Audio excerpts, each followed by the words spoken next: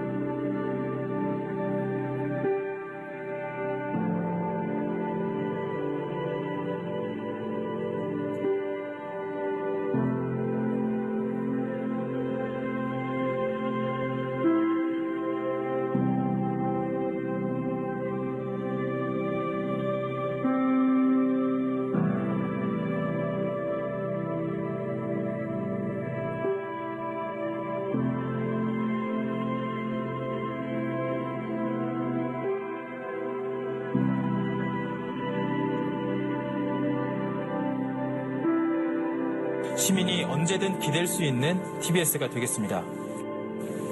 더 좋은 TBS가 되겠습니다.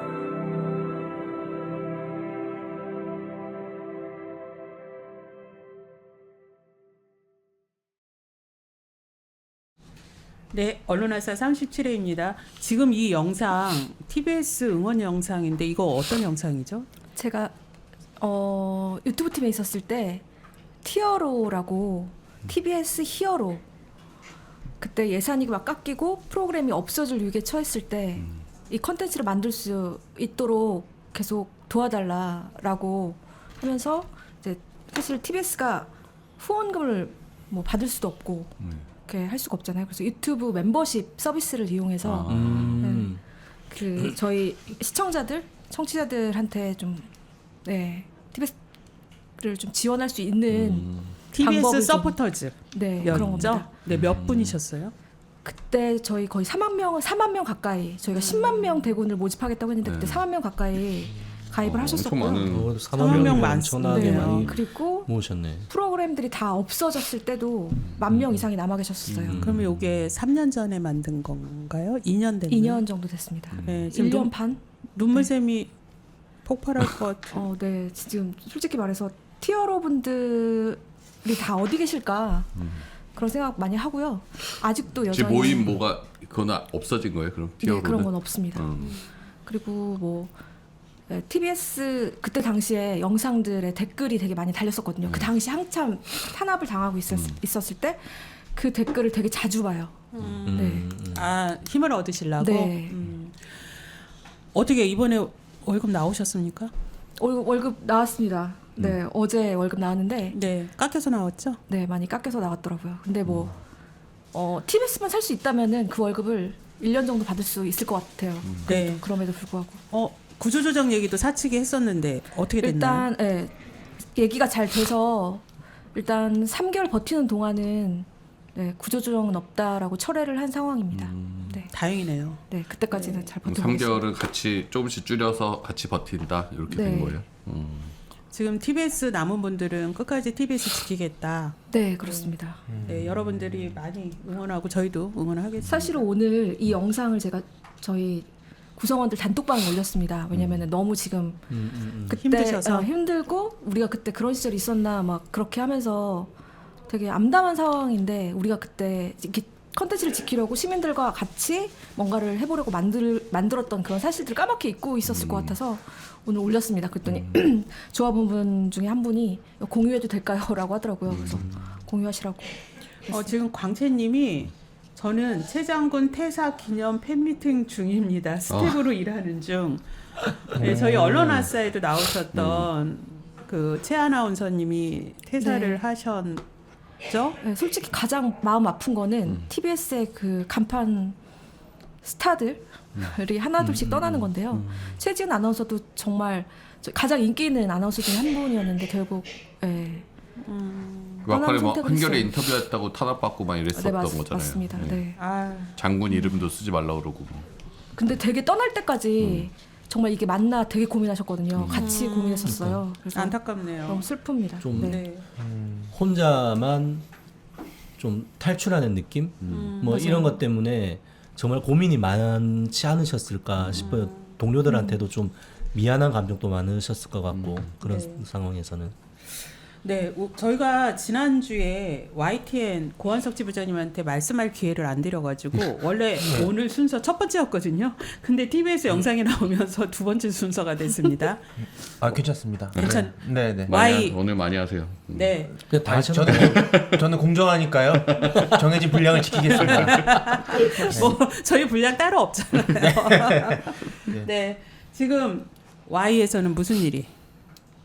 그 어제 국회 과방위에서 전체 회의 열어가지고 김홍일 위원장, 방통위원장을 증인으로 불러서 여러 가지 자료 제출 요구를 했는데 왜 듣지 않았느냐 이렇게 추궁을 했어요.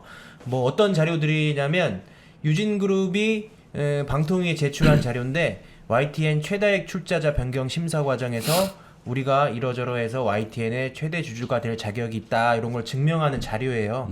그래서 그거를 봐야지 유진그룹의 적격성을 국회에서 검증할 거 아니에요. 그렇죠. 예, 너무 당연한 건데 유진그룹의 영업 비밀이 포함되어 있다고 자료 제출을 거부했어요. 이런 근데 보통 종편이나 이런데 과거 사례를 보면 그 사업 계획서 같은 거는 다 공개되는 게 아닌가 싶어요. 그렇지 않나요? 공개돼요. 그리고 백서가 나오죠. 방통위에서 네. 어떤 심사를 했고 어떤 자료들이 제출됐다고 아예 심사 백서를 만듭니다. 그러니까요. 그러니까 그 과정을 완전 깜깜이 상태로 만들어서 어떻게 검증할 수 없는 지금 지경이고 그 이상인 부위원장이 유진그룹 유경선 회장 변호인이었잖아요. 네. 그러니까 방통위가 지금 사실상 유진그룹을 비호하고 있다 이렇게 보고 있고요. 그랬더니 이상인 부위원장 이상한 질문하대요. 엉뚱한 질문하대요. 네? 엉뚱한 질문했다고요? 네, 그냥 자기가 예. 그 하는 뭐 상대하는 변호 아. 업무 중에 하나입니다. 10여 년 전에 여러 가지 사건을 맡았는데 그중 하나였다 이렇게 얘기하고 뭉뚱그려서 있는데 얘기하던데. 뭐 그런 식으로 당연히 하면 여러 가지 뭐든 사건 중에 하나지. 뭐 그럼 당연한 얘기지. 네. 그게. 아니 변호했느냐 이러면 네. 예 아니오로 답해야 네. 될 거 아니에요. 그래요. 저희는 방통위가 유진그룹에 비호를 하고 있다 이렇게 주장을 하고 있고 그리고 보면 왜 그 야당 추천 몫의 방통위원을 임명하지 않는지도 알 것 같아요. 야당 추천 몫의 방통위원이 있으면 정보가요? 자료들을 볼 수 있잖아요. 네. 그러니까 그런 깜깜이 상태를 만들기 위해서 굳이 이 불법적인 2인 체제를 유지하는 것 같다 이런 생각을 했습니다. 근데 국회 자료 제출 거부 이렇게 못 버틸 거려. 나중에 제출 당연히 해야 될 거인데. 네. 어제 노종면 의원 또 얘기할 때 보니까 뭐 기업 비밀이라고 해서 국회에 자료를 제출 못하는 이유가 될 수 없다. 뭐 그런 얘기를 하셨던 것 같고 이전에도부터 자료 제출하라고 했을 때도 그때도 뭐 관련되는 뭐 기업 정보 기밀이 있어서 제출할 수 있을지 없을지 뭐 판단하고 있다, 뭐 보고 있다 이렇게 했던 거를 어제도 똑같은 얘기를 반복하고 있다라고 그렇게 얘기를 하시더라고요. 그리고 기업 비밀이랄 것도 없어요. 유진그룹 비밀이 뭐가 있어요? 그 거기 자본금 1,000만 원짜리에 예. 직원 한 명의 페이퍼 컴퍼니. 그 투자 계획 같은 건 뭐 이미 다 밝혔고 뭐 실제 투자할지는 모르겠지만 그리고 재무제표 같은 거는 다 공시되는데요. 그렇죠. 뭐. 공개돼 있죠. 예, 영업 비밀 없습니다. 그냥 유진그룹 비호하려고 공개 안 하는 거다 이렇게 보고 있어요. 저번에 청문회 보니까 뭐 심사위원회를 해산을 했는데 뭐 나중에 자문은 받았다. 뭐 약간 애매하게 얘기하던데 김홍일 위원장이. 이게 복잡한데 네. 지난해 11월 29일에 방통위가 승인 취지의 보류라는 네. 기이한 결정을 했어요. 그러니까 유진그룹이 오죽 자격이 없고 자료를 부실하게 냈으면 그렇게 했겠어요. 일단 승인하고 싶은데 도저히 안 되겠는 거예요. 그래서 방통위 내부에서도 야 이거 좀 문제 있는 거 아니냐 이런 얘기가 많이 나왔다고 하더라고요. 그래서 보류를 하긴 하는데 이거 승인할 거야 나중에 이런 식으로 하고 이동관이 물러나 버렸죠. 탄핵을 시키려고 그러니까. 그리고 나서 올해 2월 7일 날 김홍일 방통위에서 유진그룹한테 YTN 최대주주 자격을 주게 됩니다. 그러니까 이게 네. 그런데 첫 번째 11월 29일 날 승인 취지에 보류할 때는 심사위원회가 있었어요. 그런데 2월 달에 올해 2월 달에 아예 매각을 승인할 때는 심사위원회를 꾸리지 않고 그렇죠. 서둘러 하느라고 자문위원회 이상한 자문위원회를 꾸려서 근데 그 그냥 승인해버린 자문위원회가 거죠. 그 전에 심사했던 분들한테 개별로 자문해달라 이랬다는 거 아니에요? 예. 이게 방통위 법에 보면 그 방송사의 최다액 출자자를 변경하려면 반드시 심사를 해야 돼요. 심사위원회를 꾸리는 게 의무사항이에요. 법 위반한 겁니다. 방통위에서. 그렇죠. 무심사였던 거죠. 네네. 네. 이미 승인을 먼저 해놓고 뒤에 후 심사하겠다는 그런 거죠. 그러니까 그러면서도 뭐 문제 삼으면 앞에 승인 취지의 보류였다. 근데 보류한 이유가 있을 거고 보류한 네. 거가 제대로 해소가 됐는지를 심사해야 될 거 아니에요. 그 그러니까 그걸 안 해놓고 마치 앞에 심사위원들이 다 승인 취지로 보류한 거다. 막 이상한 얘기해갖고. 저 YTN 분량을 늘려주려고. 아니 엊그제 청문회 보다가 답답하더라고요. 네. 그렇죠. 저도 저도 답답해요. 그리고 임명동이 이제 그 얘기도 보도국장 임명동이 네. 이제 그 김백 사장 들어오고 나서 제일 먼저 없앤 공정방송 제도거든요. 그러니까 그것도 자기들이 뭐 감독할 게 아니다 이런 식으로도 그 말이 안 되는 게 올해 4월에 YTN이 4년짜리 재승인을 받았나 그래요. 그때 재승인 때 사업 계획서를 냈는데 과거 실적에 보도국장 임명동의제를 이러저러 훌륭하게 운영을 해서 공정방송 제도를 지켰다라는 내용이 들어가 있어요. 그러니까 그런 내용을 전제로 해서 방통위가 재승인을 내준 거라고 YTN. 그러면서 지금 김백 사장은 그 보도국장 임명동의를 지키지 않고 있잖아요. 방통위의 재승인 조건을 어긴 거라고도 볼 수 있는 거거든요. 그러니까 그런데도 방통위가 그거는 자기 소관 아니라고 하고 있어요. 그러니까 되게 자기 모순적인 행태인 거죠. 사실 자료 공개가 찔릴 게 없으면 공개를 왜 못합니까? 이게 도둑이 제발자리다고. 네. 네. 지금 그 착한 악마님이 YTN은 매일 최저가 갱신 중. 이분도 와주라 주주신가? 예. 근데요? YTN 얼마예요 지금? YTN 얼마에 그때가 사셨죠? 최저가라고 그래. 8,000원에 사지 아니야 저 않으셨나요? 5천 후반인가 6천 얼마예요? 이게 YTN을 둘러싸고 벌어진 이 일들이 개인들, 일반 시민들한테도 얼마나 피해를 주고 있냐면 작년에 YTN 주가가 10,000원 가까이까지 올라갔어요. 10,000원 넘은 적도 있어요. 그런데 지금은 3,000원 초반대라고요. 3,000원 초반. 예. 결국에는 그때 YTN 얼마 갈 거다라고 하면서 세력이 붙었다는 얘기도 있고요. 결국에는 개인 투자자들만 피해를 입고 있는 거죠. 네. 와주라 주주들은 국건이 YTN 주식을 팔지 않고 잘 지켜주시리라 믿고 있습니다. 46.01%하고 파란색이면은 파란색이 46% 떨어졌다는 거죠. 네, 그렇죠. 40% 마이너스. 그거 보실 줄 아네 이제. 저희 네. 인생 첫 주식이 지금 허물어지고 있습니다. 네. 지금 시청자님들이 최민희 위원장 나오지 않냐 이러시는데 네, 나오십니다. 8시 10분에 출연하시고 기다리다니. 바로 옆에 있고요. 예, 지금 저희 사전 토크 지금 라이브 하시는 분들이 제일 많네요. 최민희 위원장님 보시려고 기다리고 계시는 네, 많은 거군요. 시민들이 지금 그래요? 오고 계신 것 같습니다. 저희 때문에 많은 게 아니라 아니, 저희 때문에도 많죠. 네, 본부장님. 지금 최민희 위원장님 보시려고 기다리고 계시는 시민들이 아마 최근에 과방위 국회에 지금 그 과방위 청문회라든지 많이 보고 계실 텐데요. 지금 과방위에 많은 분들이 불려가고 있습니다. 예, 증인으로 참고인으로 불려가고 있는데 그런데 참석을 거부하는 자들도 있어요. 대표적인 분이 또 KBS 박민 사장 아니시겠어요? 이분 네. 어디 가셨어요? 행불되셨다고. 뭐 어제 한 2시부터 한 4시까지 행방불명 되셨다는 아, 얘기를 그래요? 들었었는데 그때가 출석해야 되는 시점이었어요. 그러니까 이제 일단 불출석 사유서는 보냈고 네. 불출석 사유가 이렇게 상임위에 공영방송사장이 출석을 하게 되면 공영방송의 독립과 언론의 자유가 훼손될 수 있다라는 취지.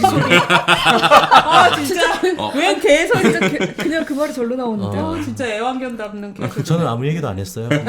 아니 그분이 네. 출석 불출석 사유가 그랬다라는 건데 저희가 이제 뭐 어제 최민희 그 과방위원장도 얘기를 했지만은 좀 이해를 할 수 없는 것이 과연 이분이 이렇게 국회에서 오는데 증인으로 출석하라고 하는데 못 올 정도인가?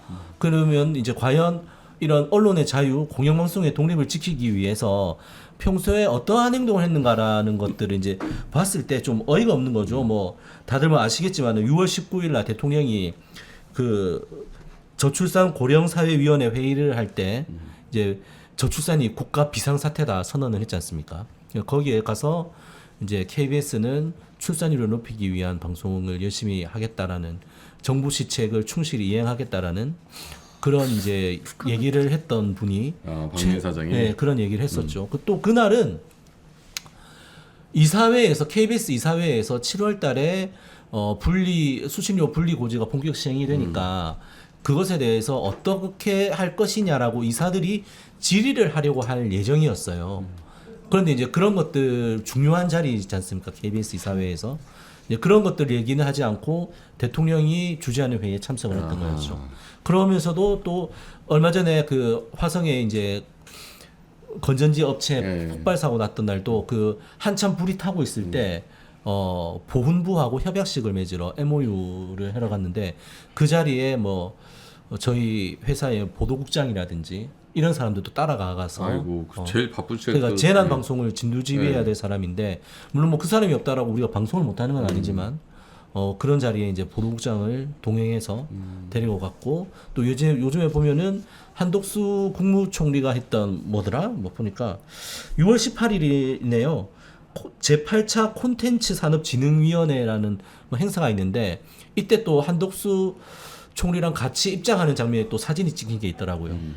그러면서 또 뭐 유인촌 문화체육관광부 장관하고는 언어문화 개선 업무 협약도 맺고 박성재 법무부 장관이 오는 5월 30일 날 교정 대상 시상식에 왜 KBS 사장이 갔는지 모르겠는데 아니 참석을 하고 바쁘시네. 대통령 네. 주재 회의, 총리 주재 행사, 네. 그다음에 각종 정부 행사에 이렇게 착실히 하시는데 공영방송 사장이 근데 왜 참석을 국회는 못 했습니까? 오시는지 그게 이제 안 갈 궁금한 거면 아예 거죠. 둘 다 안 가든지 네. 그럼 정부 인사들 모이는 데는 가서 얼굴 동장 찍으려고 다 가고 그럼 어제는 어디 있었는데요? 그 행방불명이 됐다는 거죠. 아, 근데 어제 사장실에도 없었어요? 어딘가에 있었겠죠. 센거 근데 치료로 본인이 같이 어디 갔다는 얘기가 근데 저희들이 썰을 듣기로는 네. 사장의 그러니까 위치가 파악이 안 된 게 진짜 사장이 어디 있어서가 문제가 아니라 뭐 다 방송사에서 그게 있겠지만 이제 대관 업무를 하는 기업들처럼 보면은 이제 우리 국회에 또 연락관이라고 보통 얘기를 하는 이제 국회에 이제 업무를 이제 담당하는 이제 직원들이 있는데 그분들이 연락이 안 됐다는 얘기도 좀 들리더라고요. 그래가지고 사장을 찾으려면 일단 그 연락관을 통해 가지고 우리 이제 대외 업무 담당하는 직원들인데 이 대외 업무를 담당하는 직원들이 연락이 돼야 되는데 그 친구들이 안 보였다. 뭐 본부장님, 그런 얘기도 있고. 모노동 모임금 적용하라 하세요. 급여 까라 하세요. 일 안 한 거잖아요. 네. 그래서 이 본인 사장이 어디 행선도 못 받히는 사장이 그래서 3시 반까지 출석을 하라고 했었죠, 다시. 근데 이제 그때 이제 기간 동안에는 뭐 연락이 안 된다, 어디 있는지 모르겠다라는 얘기가 그렇게 해서 나왔다라는 얘기도 좀 들었습니다. 아니, 진정한 낙하산이시네. 네. 어제 국회 가방에서 정말 도드라지신 분 김장겸님. 네. 어제 네. 아 윤혜가 오고 있다가 8시 10분이 아니에요? 3시 아니 남은 시간. 앞에 영상 영상을 때문에? 상영을 해서 근데 이거 좀 빨리 끊고 가야 될 것 네, 같아요. 네, 빨리 끊고 가야 될 것 같아요. 어제 김장겸님 MBC 출신 국회의원님 아 진짜 너무 창피해요. 너무 창피하고. 창피했죠? 네. 너무 창피했어요. 예전에 그 적폐 시절에 자기 보도본부장 뭐 사장 이럴 때 이제 저희 노사 협의하면은 꼭 그런 식의 태도로 답변하고 막 하여튼 아유 입에 담기 어려운 약간. 네. 네, 어제 창피한 의원님이 김장겸 의원님 있었고요. 이상희 의원님도 참고인으로 출석한 김유진 방심위원에게 민원연 출신이냐 뭐하는 단체인지도 모르겠지만 막 이러셨는데 이상희 의원님 민원연 진짜 모르십니까? 오세요. 알려드릴게요. 정말 저희가 지난주에 윤석열 대통령의 그 충실한 애완경 1호 김장겸, 2호 이상이었지 않습니까? 보셨나? 애완견 다운 예, 그 모습을 김장겸 보였습니다. 의원이 그 자기 해임 당한 거를 이제 부당하다고 해서 손해배상 청구했는데 그 2심에서도 얼마 전에 졌거든요. 네. 그러니까 자기가 지금 2017년에 뭔가 뭐 민주당이랑 언론노조랑 짜고 자기를 부당하게 쫓아냈다라고 맨날 주장하면서 그게 방송사법을 거부하는 이유 중에 하나로 들거든요. 네. 근데 법원이 정당하다, 해임이 정당하다고 판단들을 1심, 2심 다 하고 있는 거예요.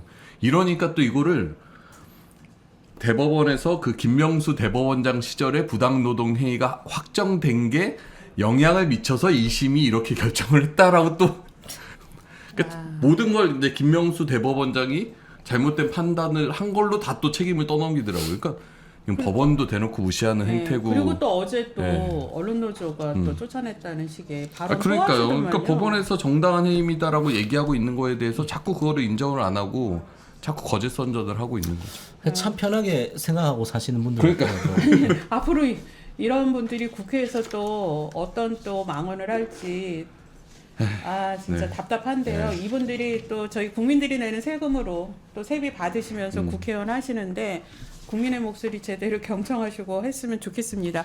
저희 오윤혜님하고 최민희 의원님 좀 오실 수 있게 안내 좀 해주세요. 네. 와 국회가 합의하더라도 여당끼리 합의하면 웃기잖아요, 나라가. 방통위의 합의제는 여야 합의제란 의미입니다. 윤석열 대통령께서 취임하신 이후 방통위와 방송통신심의위에 임명한 사람 이름 대보십시오. 이상인, 이동관, 김홍일, 유림위원장. 지금 대통령 추천 몫이 4명인 거 정상입니까? 아니 정상입니까? 4명이 정상이냐고 여쭙습니다. 적법합니까? 임기 만료 후에 새 이사를 선임 안 하면 큰일 납니까? 대한민국이? 뭐 박문진이 멈춰섭니까? MBC가 멈춰섭니까? 그런 일이 벌어집니까? 국회 존중하시죠? 여당만 존중하는 건 아니시잖아요. 국회에서 지금 방송 3+1법이 상임위를 통과했습니다. 그 법이 통과된 이후에 박문진 이사 선임에 들어가 주실 것을 강력히 요청드립니다.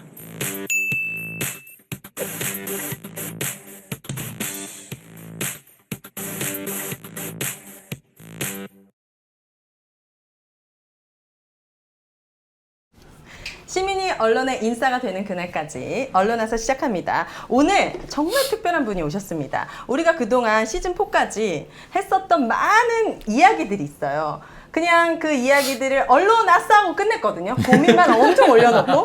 근데 이분과 함께라면은 진짜 아싸 하고 끝낼 수 있을 것 같은 분이 오셨습니다. 최민희 과방위원장님 오셨습니다. 반갑습니다. 축하드립니다. 네. 반갑습니다. 자, 오늘 저는 이미 최민희 의원님을 한번 뵀어요. 저랑 오늘 좀 동선이 겹쳤잖아요. 네. 자주 뵙죠? 네. 좋으세요? 싫으세요? 아니 오늘 유독 예뻤어요. 의원님이 저 좋아하잖아요. 예뻐해 주시잖아요. 저는 예쁜 사람을 좋아해요. 아유, 감사합니다. 정말 요즘 특히 바쁘실 것 같은데 요즘 스케줄이 어떻게 되세요?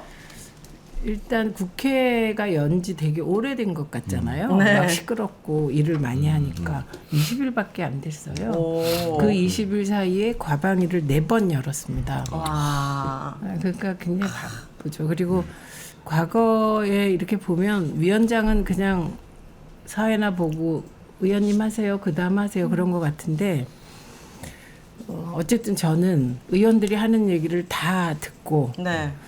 그걸 유지를 파악하고 빠진 거를 체크하고 그거를 보완해서 질의를 하고 배분도 하고 뭐 이래야 되기 때문에 에너지가 무지하게 들어요. 그래서 제가 원래는 이런 사람이 아니고 네. 엄청 말을 크게 하는 사람인데 어제 11시 반에 과방위가 끝났거든요. 밤 11시 반이요? 네, 근데 저는 보통 10시에 자요. 네. 그러니까 10시가 넘어가면 정말 해롱해롱 되거든요. 그래서 커피를 마셨어요. 저녁에 연달아 3잔을. 그래갖고 잠을 못 잤어요.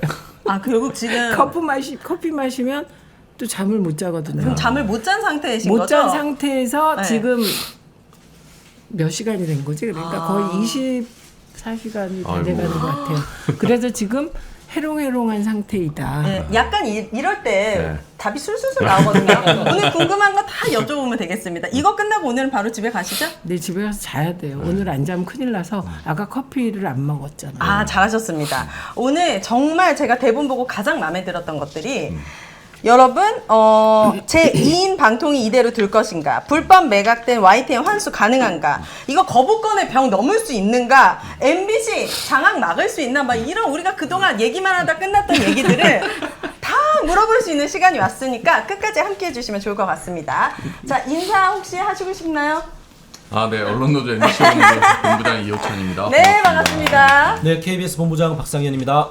네, 반갑습니다. 네, YTN 지부장 고한석입니다. 네. TBS 지부장 송지연입니다. 네. 반갑습니다. 자, 오늘의 메인 토크로 넘어가 봅니다. 최민희 가방위원장에게 물어보살입니다.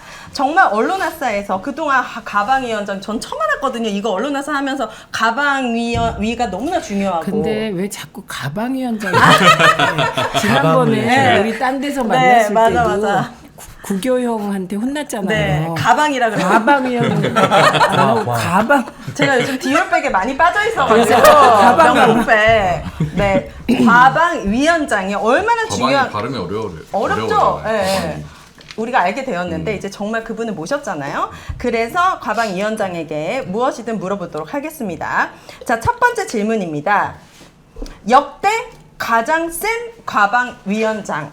이분이 제가 잘 몰랐는데 알고 보니까 장난 아니신 분이시더라고요. 촌철 살인, 굉장히 직설적이고 단도직입적이고 팩폭으로 유명한 송군 요정이라고 불리기도 하는데 이 네 분은 다 그렇게 생각하시는 거예요? 우리 컴티 분들은? 네네네. 아, 그래요? 완전 그렇게 생각합니다. 아, 그래요? 네. 우리 송지연 지부장님 여기는 표정이 좀 너무 좋은데? 일을 해봤어요. 네, 저 같이 프로그램을 오래 했잖아요. 네. 너무 화끈하시죠. 그래서 송곳 요정은 지부장님이 정하신 거예요? 송곳. 아, 예. 왜냐면 어떤 말도 허투루 들 말이 없어요. 되게 송곳같이 딱. 아, 필요한 그래요? 말이에요. 그러면 최민희 위원님이 과방위원장이 됐다는 얘기를 들었을 때 각자 소감이 어땠는지 궁금합니다. 저는 네. 사실 엄청 친하다가 잠깐 뜸했었거든요. 근데 진짜 계속 연락하고 지낼 걸. 더 친하게 지냈어야 되는데 안부 인사 한 달에 한 번씩 드렸어야 되는데 그런 생각했습니다. 그리고 이런 거 좀 중요하게 생각하십니까? 아니 그 뭐 사이에 그 사이에 건강해지셨어요. 제가 보시자마자 저한테 진짜 팩폭 맞네. 저한테 살쪘다고. 이게 너무 절대 그렇게 말하지 않아요. 스트레스 많이 받아서 그래요. 제가 스스로 살쪘죠? 이렇게 물어봤습니다. 네. 그래서 제가 또 네 그랬죠. 이런 대화가 가능하군요. 엠님께서 네. 예전에는 안 그러셨어요. 예전에 안 그래서 상처받았어요. 안 그러셨어요. 날씬했어요. 그래요. 네. 그리고 우리 YTN 고한석님은 어떠셨나요? 저는 여기 올 때마다 민원전 저기 안에 사무실에 들어가 보면 최민희 의원님 사진이 있어요. 안티조선. 그래요? 안티조선? 예, 활동하는 활동. 그거 항상 보면서 대단한 분이셨구나 라는 생각을 했고, 특히 그냥 어제 저는 그 과방위 그 회의 보면서 좀 저도 막 울컥했던 게 뭐 방송 관련된 건 아니고 R&D 예산 삭감하는 거 이렇게 질타하시면서 가족들의 희생과 본인의 인내로 그렇게 훌륭한 연구자들을 키워놨는데 다 해외로 유출되고 있다. 막 이러면서 정말 사자우를 토해내시더라고요. 그때 많이 정말 울컥하더라고요. 감동받았습니다. 저한테 고맙다고 하셔야죠. 그 소송에 대해서. 네? 소송. 예. 무슨 소송? 지금 그 소송을 YTN 매각을 취소해달라는 소송을 벌였는데 네. 그때 방통위에서 뭐 어떻게 주장을 했냐면 그러니까 2인 체제 방통위에서 이루어진 매각이기 때문에 위협하다는 게 우리의 주장이었고 방통위 측은 2인 체제 방통위는 우리가 만든 게 아니다. 최민희 의원님이 스스로 사퇴해서 이렇게 된 거다 이런 식으로 주장을 하는 거예요. 그래서 저희가 바로 뛰어갔죠. 최민희 의원님한테 사실 확인서 써달라고 그런 거 아니라고. 그래서 근데 바로 중요한 건 써주셨어요. 그게 아니에요. 사실 확인서를 저에게 써달라고 카톡을 보내고 바로 만났다는 거예요. 오. 그리고 바로 사실을 확인. 지체하지 않고 그치, 이런 게 중요하잖아요. 네. 바로 정리해서 자료까지 드렸다는 거예요. 그치. 보통 이러면 한 3일 걸리고 만나는데 전달하는데 다르다. 즉시. 즉시. 신속 정확하게 했어요. 네. 우리 M은요?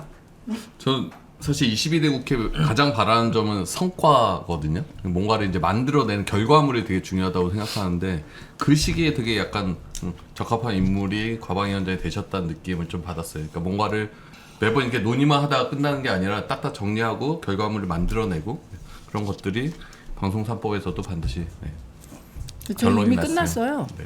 본회의까지 가고. 예, 과방위가 할 일은 다 했어요. 과방위, 그러니까 저희가 상임위 통과시키고 그리고 법사위원장한테 제가 빨리 통과시켜 달라고. 애초에 법사위원장은 법안 2소위, 예. 예, 1소위는 자기들 법안, 2소위는 타 상임위 법안인데 2소위로 갔다가 올라올 생각을 하고 있었는데 그냥 전체 회의에서 법안 소위 가지 말고 바로 이런 게 좋네. 해주신 거예요. 효능감 아주 좋네요. 우리 K님. 아니 뭐 우리 그 최민희 위원장님은 이제 언론 쪽에서는 계속 오랫동안 계셨던 분이기 때문에 저희들도 이제 언론사를 지망했던 사람으로서는 이제 익히 알고 있던 분이었고 어제 이제 과방위를 보면서 느꼈던 게 그 다들 그 CM 아시는지 모르겠네요. 개비땡콘이라고. 개비스콘 그 위장약. 그 보면 아저씨가 딱 복용하고 나서 이 속이 딱 풀리는 그 포즈를 하는데 네. 어제 이제 과방위원 회의를 보면서 그런 느낌이 들었어요. 아 그렇구나. 엄청난 효능감을 느끼고 계시네요. 좋습니다. 그러면 저는 하나 궁금한 게 네. 상임위 볼 때마다 위원장이 뭔가 얘기를 많이 하면 위원장 회의 진행만 하라는 의원들이 있고 또 위원장도 질의할 권한이 있다라고 매번 좀 부닥치는 것 같은데 실질적으로 뭐 이렇게 국회법에 명확하게 뭐가 내용이 있어요? 위원장이 없어요. 어디 정청래 위원장은 혼자서 뭐 제가 시간 보면 거의 몇 시간을 없어요. 그러니까 예. 위원장도 똑같이 질의할 수 있고 지난번에 과방위 위원장은 장제원 의원도 과방위 위원장일 때 보니까는 똑같이 회의 진행도 하지만은 또 자기가 질의할 때는 똑같이 뭐 시간 넣어주세요 해가지고 하더라고요. 그러니까 정해진 게 있는 것 같지는 않고.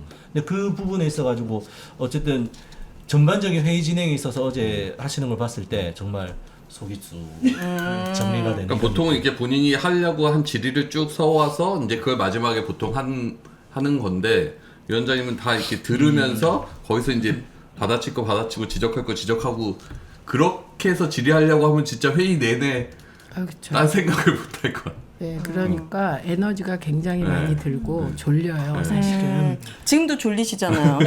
조금만 노력해 주세요. 한 40분밖에 안 남았으니까 아시겠죠? 근데 제가 그렇다고 여기서 자지는 않을 거잖아요. 네. 그렇게는 그러니까 어제 같은 경우 그 최영두 간사가 MBC 그 신뢰도 관련하여 거짓말 했잖아요. 그 거짓말 그 MBC는 알아야지. 뭐라고? 죄송합니다. 제가 어제 못 봤어요. 그게 그 11시쯤인가? 네. 예, 그 시간이었나? 그런데 MBC가 그 지상파 중에 불신도가 꼴찌다. 근데 저는 이미 그 자료를 보고 있었기 때문에 제가 보좌관한테 그 자료 가져오라고. 그래서 그 띄웠잖아요. KBS가 지상파 중에 꼴찌. 죄송합니다. 네, 바로 25% 불신도. MBC 팩트체크. 22%였어요. 그래서 그 자리에서 팩트 체크를 했는데 자기가 가진 자료를 가지고 최영두 의원이 본인 자료를 가지고 우겼죠. 그게 2023년 자료였어요. 제가 가지고 있는 로이터 자료는 2024년 자료였죠. 오, 바로 이게 MBC에서 할 일을 가방위원장님께서 하고 아니 계시네요. 이거는 어제 류일임도 이상한 얘기하고 뭐 네, 그것도 팩트 체크 다 했죠. 그건 이훈기 위원하고 노정면 위원 둘이 했고 그리고 김현 간사는 자료의 여왕이에요. 여왕? 다 가지고 있어. 여왕이라고 하면 기분 나쁘겠다. 자료의 제왕이에요. 네. 좋습니다. 그러면 22대 과방위가 어떻게 다른지 22대 과방위 목표 궁금하거든요. 우리 최민희 위원장님께서 위원장으로 딱 당선되고 나서 나는 22대 과방위는 이런 목표가 있고 이 목표를 위해 이런 계획이 있어 라고 아주 심플하게 말씀해 이미 주신다면요. 국회에서 얘기했죠. 한번 더 인사말 할 때. 인사말 할 때. 방송 장악을 막으라고 나 여기 보낸 거 안다. 그렇게 그게 일성이었고요. 네. 그리고 그때도 11시가 넘어서 졸려가지고 제가 그 얘기를 하고는 들어가고 싶은데 다른 사람들이 너무 길게 해서 뭘 붙여야 되는데 뭘 붙이지? 그랬다가 이제 R&D 예산하고 ICT 진흥에 대해서 언급했죠. 근데 그 두 개도 굉장히 중요한 거죠. 근데 일단은 방송 장악을 저지하는 게 민주주의를 지키는 길이고 제가 평생 해온 게 방송 자유와 독립을 지키는 것이고 네. 흔히 정치인들이 정치를 할 때 태어날 때부터 정치인인 듯이 얘기하잖아요. 저는 지금도 언론 민주화를 위해서 일하는 활동가인 거죠. 장만 바뀌었지만 네. 민원연 활동을 20년 했고 말지 기자로 시작해서 그리고 방송위원회 부위원장하고 위원장 직무대행을 할 때도 장이 바뀌었지만 똑같은 일을 해왔고 제가 국회에 들어와서 개인적으로 느낀 가장 큰 효능감은 네. 제가 민원연 사무총장 하면서 2000년에 신문법 개정에 사실 앞장섰고요. 시민법이요? 신문법. 신문법. 네. 네. 제가 잘 모르니까. 신문법 개정을 사실상 시민사회가 주도했고 저하고 정청래 의원이 같이 이제 진행을 했는데 정청래 의원은 머리가 굉장히 좋은 사람이라 우리가 뭐 십수년 고민한 내용을 요약해서 얘기해주면 그걸 금방 법안화했어요. 근데 다른 경우는 그렇지가 않거든요. 법안 하나 발의하려면 그 의원들을 설득하는 과정이 너무 힘들었어요. 근데 제가 국회에 들어가니까 제가 발의할 수 있고 이틀 만에 이제 제 법안 다 그러니까요. 이제 발의할 수 있고 그런 거죠. 그러니까 21대와 뭐가 딱 다르다고 21대 저 없어서 모르겠는데 21대 한 게 별로 없잖아요. 21대 정청래 과방위원장일 때는 네. 그 방송법을 통과시켰죠. 시켰고. 방송 3법을. 네. 그 이후에 누구였죠? 장제원 과방위원장은 사실 윤석열 방탄하기 바빴기 때문에 윤석열 대통령 방탄하기 바빴기 그러니까요. 때문에 네. 일을 안 했죠. 왜 윤석열 대통령이 최민희 위원님을 임명하지 않았는지 너무 저는 알 것 같아요. 그거는 전혀 다른 이유. 이런 합리적인 이유라기보다는 네. 제가 듣기에는 V1, V2가 계시면 이건 소문입니다. 네. V2가 반대해서 안 된 걸로 저는 많은 기자에게 들었습니다. 아 그래요. 그래서 제가 크게 꾸짖었죠. 국가의 중대사가 그렇게 결정될 리가 없다. 저 진짜. 사실 V1과 V2가 누가 V1인지 좀 헷갈렸어요. 맞습니다. 네. 헷갈려요. 가짜 뉴스이기를 바라봅니다. 자 그러면 2인 방통위가 지금 굉장히 문제잖아요. 2인 방통위를 이대로 둘 수 있는 것이 둘 수 없는데 이대로 두지 않기 위해서 어떻게 해야 되는지가 궁금합니다. 자, 두 명이서 중요한 결정을 다 하고 있습니다. 과방위에 김홍일 이 방통위원장 맞습니까? 그래서 이렇게 증인 출석해가지고 질의를 했습니다. 해보셨나요? 네, 했죠. 그런데 자료 제출도 지금 거부했다는 얘기가 대본에 있습니다. 전 보지 못했거든요. 그런데 네. 그 2인 구성 과방위 문제와 자료 제출 문제는 그럼 제가 다시 하도록 하겠습니다. 알겠죠? 예쁜이가 봐주세요. 자, 2인 방통위 이거 그대로 둘 수 있습니까? 그대로 두면 안 되고 네. 2인 방통위에서 중요 결정을 하면 그거는 사실은 다 무효여야 합니다. 무효해야 한다고 우리는 상식적으로 생각하지만 네. 그 일이 현실이 될 수 있습니까? 아니 이미 현실이 돼서 YTN 사형화 최종 의결을 김홍일 위원장이 했거든요. 네. 근데 사실 이상인 위원장은 제가 어제도 들어보니 그 회피해야 되는 것이더라고요. 네, 유진 그룹의 대표와 특수관계로 볼 수 있더라고요. 그렇죠. 유진그룹 유경선 회장 변호인이었어요. 유경선 회장이 김광준 검사한테 뇌물 줘서 네. 실형 선고받았었는데 네. 그때 변호했어요. 변호인 했기 때문에 그거는 재척 사유더라고요. 네. 그런데 그분이 그 재척, 그러니까 회피 결정을 하는데 자기가 들어가서 셀프 기각을 하더라고요. 그것만으로도 아웃이죠. 그러니까 이게 2인밖에 없으니까 1인으로는 할 수 있는 게 없으니까 자꾸 무리수를 엄청 그렇죠. 회피도 자기가 들어가서 자기를 기각하고 재척도 그렇고 그런 게 절차상으로 하나도 안 근데 지켜지더라고요. 이유는 2인 방통위로는 중요 결정을 하면 안 되고 일상적인 업무를 하라는 거예요. 그 일상적인 업무를 하면 뭐 직원들 무슨 월급을 준다거나 그거는 어쨌든 네. 뭐 그런 결제할 일들이 있어요. 사소한 일상적인 그런 일들만 진행하는 거예요. 2인이었을 네. 경우에 근데 방통에서 어떻게 나오냐면 YTN이 그 방통위의 2인 체제 위법성을 놓고 법정에서 다툰 최초의 아마 조직일 텐데 YTN이. 예. 네. 그때 방통위에서 어떻게 주장을 하냐면요.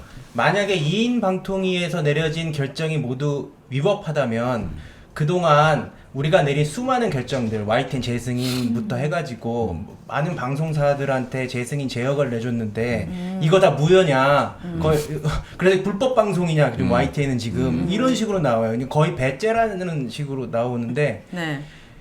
이게 그렇게 따지는 것 자체도 되게 웃긴 게 2인 방통위 위법성을 따지는 것도 웃긴 게 방통위 설치 및 운영에 관한 법률 4조에 명확히 나와 있어요. 그냥 그것만 보면 돼요. 위원 1명, 부위원장 1명, 위원장 1명, 부위원장 1명 포함 5명의 위원을 구성한다. 이렇게 딱 못 박혀 있다고요.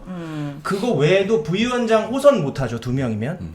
그 다음에 위원이 결석이 되면 반드시 즉시 위원을 새로 선임한다라는 것도 방통위 설치법에 나와 있어요. 위법 사유가 한두 가지가 아니에요. 이걸 그대로 방치한다는 거는 말도 안 된다. 그러니까 자기 체제가 위법한데 이걸 위법하다고 하면 자기가 위법한 행위가 다 무효가 되니까 네. 이건 합법이다 뭐 이런 말도 안 되는 그러니까 이걸 어겼을 때 뭐 난리가 난다, 벌금을 물린다, 다시는 이 언론에 발을 못 들인다, 뭐 이런 조항이 없으니까 그냥 다 안 지키는 거 아니에요? 그런 조항은 있을 수가 없는 게 이런 일이 없었기 때문이에요. 한 번도. 예, 이 정권 들어서 지금 계속 그런 일들이 벌어지고 있는 거고 방통위를 5인 합의제 기구라고 합니다. 합의제 기구? 합의제 행정기구예요. 네. 그런데 제가 이번에도 김홍일한테 그 합의가 누구와 누가 합의하는 거냐 그랬더니 김홍일이 네. 김홍일 위원장이 위원장? 뭐라고 대답했냐면 위원 간의 합의다. 위원 간에. 위원 간의 합의다 이렇게 얘기했어요. 아, 근데 둘이? 그러니까 위원 간의 합의다. 어. 그러니까 그거는 이번에 이제 그 바보 회피 전략을 쓴 건데 그분이 이제 바보가 아니라는 걸 증명하는 거예요. 위원 간의 합의라고 말하는 것은. 네. 이렇게 얘기하면 대부분의 사람들이 그런가 하잖아요. 근데 그게 아니고요. 위원 간의 합의가 아니라 네. 이 합의는 그 방통위원회 구성을 보면 알 수 있어요. 방통위원이 5명인데 2명을 대통령이 추천해서 임명해요. 네. 3명이 국회가 추천해서 임명해요. 네. 그러니까 우선 크게는 국회와 행정부가 합의해야 되는 거예요. 네. 근데 또 이 국회 구성목이 대통령이 속한 교섭단체 1명, 즉 여당 1명, 속하지 않은 교섭단체 2명, 즉 야당 2명으로 되어 있어요. 그러니까 정확히 얘기하면 여야 합의하라는 거예요. 네. 그래서 이번에 통과된 방통위 설치법 3+1이라고 하는 일, 네. 이제 사법이긴 하지만 그 일의 내용은 위원 4명이 있어야 의사정족수 회의를 열 수 있다예요. 네. 이건 무슨 얘기냐면 야당 추천위원이 1명은 들어가야 돼. 최소. 예, 최소 그렇게 된 거거든요. 네. 이상희 미디어특위 위원장이 민주당도 2인 방통위를 인정한다는 식으로 얘기를 했던 거 들으셨나요? 아니, 들은 게 아니라 성명서를 냈어요. 그런 거 저희 다 보고 있는데요. 네. 그게 그 한준호 네, 언론 맞습니다. 법안. 특위 언론 TF 단장이 법안을 내는 취지를 하면서 이 2명이서 의결을 해도 해결하는 것이 가능한 상황을 언급했어요. 그런데 이게 위법적이므로 방송법을 개정해야 된다. 이런 얘기예요. 뒤에 상황에 초점이 있는 거예요. 예, 그러니까 그런 기초 문해력이 부족해 보여요. 그러면 김홍일 방통위원장 탄핵은 가능합니까? 가능하죠. 국회에서 이렇게 네, 해가지고. 왜냐하면 탄핵은 과반 출석에 과반 네. 예, 과반 찬성하면 되는 거기 때문에 국무위원 탄핵은 대통령만 3분의 2예요. 그것도 대통령은 제적 3분의 2예요. 네. 그러면 지금 2인 방통위의 가장 큰 문제점이 불법 매각된 YTN인데 이거 어떻게 환수 3,700억 원인가 되는 거 이거 환수 가능합니까? 이게 이제 이렇게 물으면 네.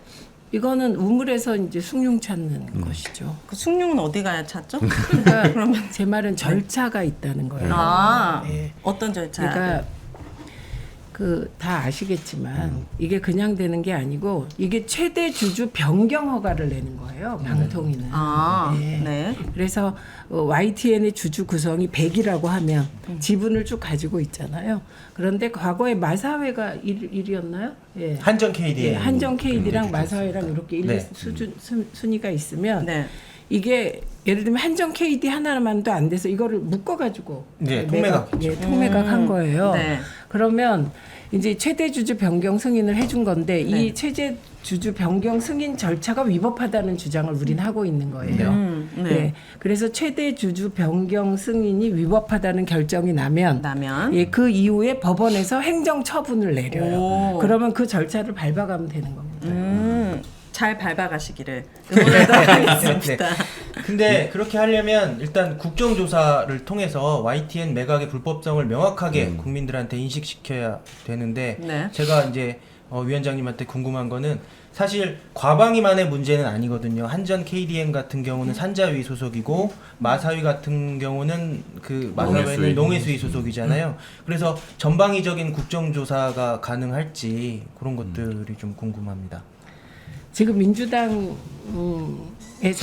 방송 장악 국정조사를 하고 그 중에 가장 중요한 그 아이템 중에 하나가 YTN 사형화 불법 매각이에요.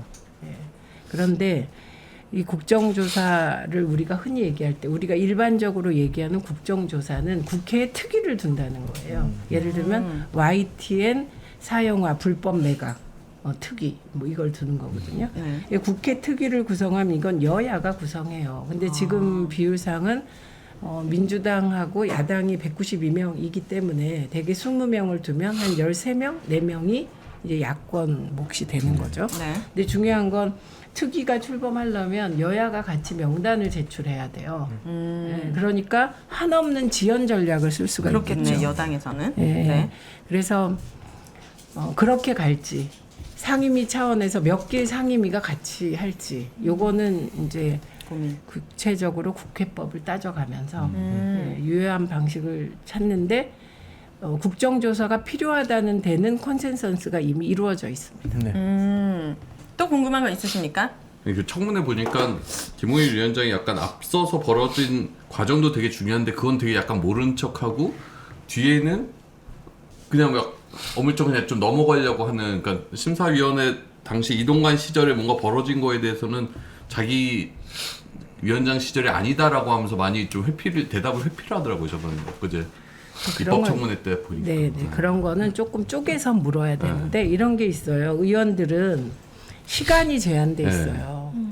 그래서 한 15분쯤에 그러니까 저는 질의 시간 5분 주고 답변 시간은 시간에서 빼주면 의원들이 좀 더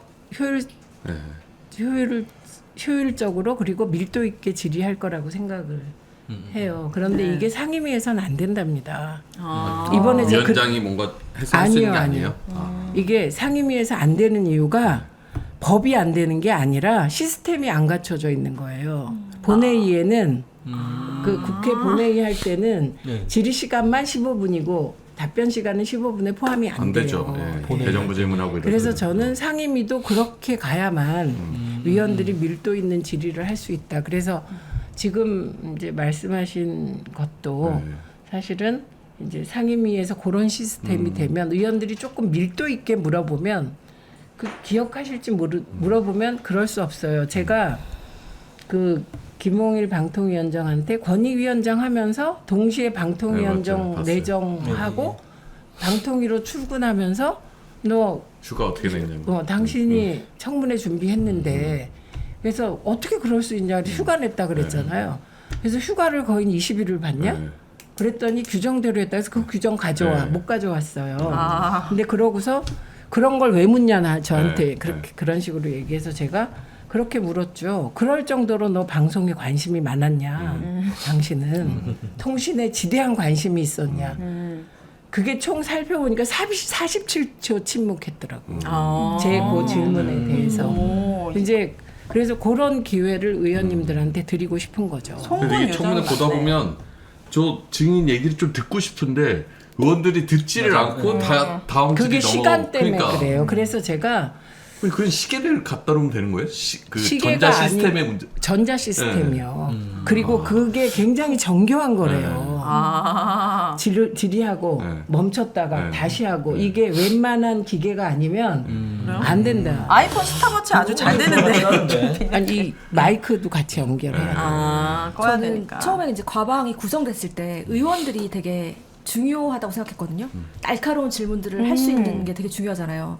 근데 사실 21대 국회에서 좀 그런 게 되게 좀 답답하다는 사람들이 많았는데 이번에 과방이 된 의원들의 구성은 어떻게 마음에 드시는지 어떻게 잘 할 수 있을 것 같은지 좀 궁금해지는데요. 일단 간사가 막강하고요. 비타협, 김현 강경 투쟁. 네. 무서워요. 그 다음에 노정면 위원, 네. 이훈기 위원. 거기는 뭐 준비된 분들이죠. 방송에 관한 한. 김현 위원님도. 김영 간사예요. 거기가 간사. 거기 무서워. 아, 무섭죠? 예. 오늘도 몇 번 혼났어요. 아까 어떤 분이었지? 어떤 아빠 파파님께서 가을엔 파더님께서 특별수당이 있으시냐고 위원장 되면은 돈 더 드려야 되는데. 아니 수당은 줘요. 근데 오. 옛날처럼 무슨 1,000만 원 현금을 특활비로 줘서 그런 거 다 없어졌고요. 아, 그래요? 그리고 위원장 방해, 영수증 첨부하면 이제 받는 돈이 있어요. 근데 중요한 것은 제 돈을 미리 쓰고 사후 결제예요. 아, 그래서 이건 제가 좀 500만 원이나 생으로 내가지고 그래요. 마상 입었어요. 네, 그럼 다음 질문 넘어가도록 하겠습니다. 자, 또 YTN 경영진과 류일임의 유착 의혹을 밝힐 수 있는 건지. 이거 국정조사하면 또 이런 부분들. 어느 정도 밝힐 수 있죠. 네. 그래서 국정조사하는 거 조사권이 있다는 뜻이잖아요. 일반 상임위는 조사권이 없어요. 근데 이게 왜 질문에 넣었냐면 그 청부민원 사건에 현 YTN 경영진이 개입이 돼 있어요. 근데 지금 개입된 현 YTN 경영진은 어떤 활동을 했냐면 공정언론 국민연대나 대한민국 언론인 총연합회 같은 친정부 언론 단체를 만들어서 정권 옹이하고 비호하는 데 앞장섰어요. 이거는 거래가 있었다고밖에 볼 수 없는 거거든요. 그러니까 YTN 국정조사가 단순히 보도전문 채널을 사용화시킨 거를 되돌리는 그런 작업만이 아니라 윤석열 정권의 언론 장악 전반을 바뀔 수 있는 어떤 단초가 될 거라고 생각을 합니다. 다 알고 계시죠? 머릿속에 다 있으시죠? 자, 그럼 가장 중요한 질문이 될 것 같습니다. 3+1 방송사법이 상임위에 상정이 됐습니다. 그런데 안 봐도 훤한 게 또 윤석열 대통령님의 특기 아닙니까? 거부권 행사하실 것 같은데 대책이 있으신지 어떻게 하실 것인지 이 거부권의 벽 넘을 수 있습니까? 국회는 국회 할 일을 계속 하는 거예요. 저는 이미 사실 이번 법안에 제가 내용을 100% 찬성한 건 아니에요. 근데 21대에 통과됐고 논의 기간을 줄이기 위하여 그 법안을 당론 법안으로 발의를 했기 때문에 찬성을 한 거고 제 개인 법안을 냈어요. 21명을 15명으로 하자. 그러니까 그것이 거의 다 국민의힘 쪽의 문제 제기들에 대한 답으로 낸 거예요. 제가 낸 법안이 타협 가능한 여지를 생각하고 낸 거거든요. 이번에 거부권 행사하면 또 합니다. 국회는 국회 할 일을 계속합니다. 그 거부권 행사는 윤석열 대통령 부부의 비즈니스고요. 그렇게 가시고 국회는 그럼 뭐 거부권 행사하면 국회가 대통령이 허용하는 거부권 행사하지 않을 법안만 발의해야 되나요? 통과시켜야 되나요? 그거 아니잖아요. 그렇죠. 또 거부권 행사하는 거 국민들이 또 다 보고 계실 것이고. 네, 우리가 할 일을 따박따박 계속 할 겁니다. 그렇군요. 아마 이제 큼티분들이 궁금해하셨던 것 같은데 편성규약 위반 처벌 이번 개정안에서 빠진 것 같아요. 그 빠진 이유가 제가 주장한 것들도 많이 빠졌어요. 이유는 논의를 단순화시켜서 빨리 통과시켜 달라는 요구가 더 컸기 때문이에요. 그리고 이 편성규약이 이번에 처음 나온 얘기가 아니에요. 이거 뭐 여긴 없지만 올해 언론운동을 같이 해온 노조 측 분들과 저희가 민원연이 정말 오래 논의해온 거. 처음에 없었잖아요. 편성규약. 그거를 넣기 위해서 노력을 했고 그 다음에 이미 그러니까 조금씩 강화하면서 예를 들면 할 수 있다 했다가 한다로 했다가 그걸로도 안 돼서 이제 처벌 조항을 넣어서 강제하자는 뜻이잖아요. 그래서 제가 오늘 이제 이 질문에 대해서 그러면 이 시점에서 왜 KBS 노조가 편성규약을 넣어달라고 강력히 요구했다. 그게 뭐 어때요? 요구해야지. KBS가 개판이잖아요 지금. 그래서 저보고 KBS 요구를 들어줬다는 걸 시인했다고 그래서 제법엔 없다는 걸 분명히 말씀드리고요. 네. 왜냐하면 저는 이게 논쟁적인 소재라고 생각했어요. 그래서 나오면 이 당론 법안이 통과되지 못할 것이다. 민주당 내에서도 이견이 있을 거라고 생각했기 때문에 네. 뺀 거고요. 네. 그게 반대한 게 아니라 지금 속도가 중요했잖아요. 그죠? 네. 그래서 뺀 거고요. 그다음에 이제 이 편성 규약이라는 게 그러니까 노사 합의하는 거잖아요. 전 사실 편성 규약을 모르거든요. 아니, 예를 들면 네. 오윤회 같이 좋은 사람이 KBS에 사회자로 진행을 하는데 갑자기 박민 같은 사람이 나타나서 오윤회 빼! 이거는 편성 규약 위배입니다. 그래서 이게 불거진 게 KBS 메인 앵커가 어느 날 잘리고 최욱이 어느 날 잘리고 사라지고. 그다음에 내가 좋아하는 그 예쁜 한가인? 한가인 맞죠. 네. 그 사람이 역사저널 진행하기로 했는데 또 막 사라지고.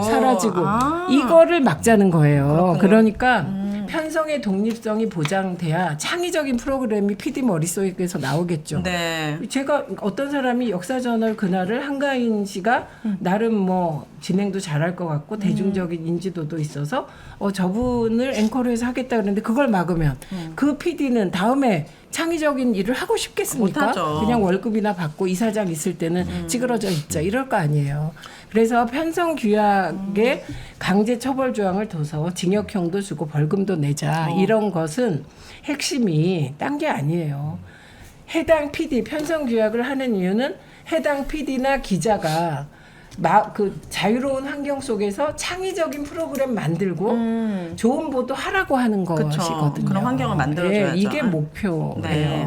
근데 빠졌다는 거죠 이번엔? 네, 이번에 얘기했잖아요. 네. 빨리 해달래. 그러니까. 그런데 이런 논쟁적인 걸 넣어. 그럼 뭘 선택해야죠? 그거는 이 논쟁적인 걸 빼고 빨리 가는 걸 선택한 겁니다. 네.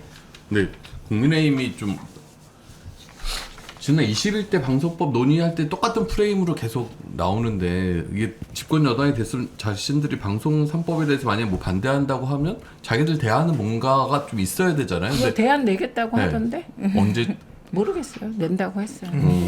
기다려 보시죠. 이미 현재 법안은 이제 법사위까지 통과를 해버렸으니 네. 현재 방송사법에 대한 대안은 아닐 것이고 자기네들 다 나름대로 다시 개정안을 낸다라는 네. 그 얘기. 박성중 법안이 있어요. 그럼 그쪽에서 국민의힘 여당 쪽에서는 계속 얘기했던 게 그 기껏 이제 특다제 절대 의견 예, 정독수. 네. 그 정도 수준인 거지 이거를 그게 특다제에서 우리가 지금의 방송 3법으로 논의가 확장이 된 것이 단순히 진짜 특다제는 숫자만의 문제인 것이고 네, 정치적 후견주의를 없애는 게 목표고요. 그런 거를 이제 정치적 후견주의를 없애자라고 하는 것이 지금 올라가 있는 방송 4법의 이제 목적이기 때문에 국민의힘에서 생각하는 방송법 개정안하고는 조금 다르다라고 저는 보고 있거든요.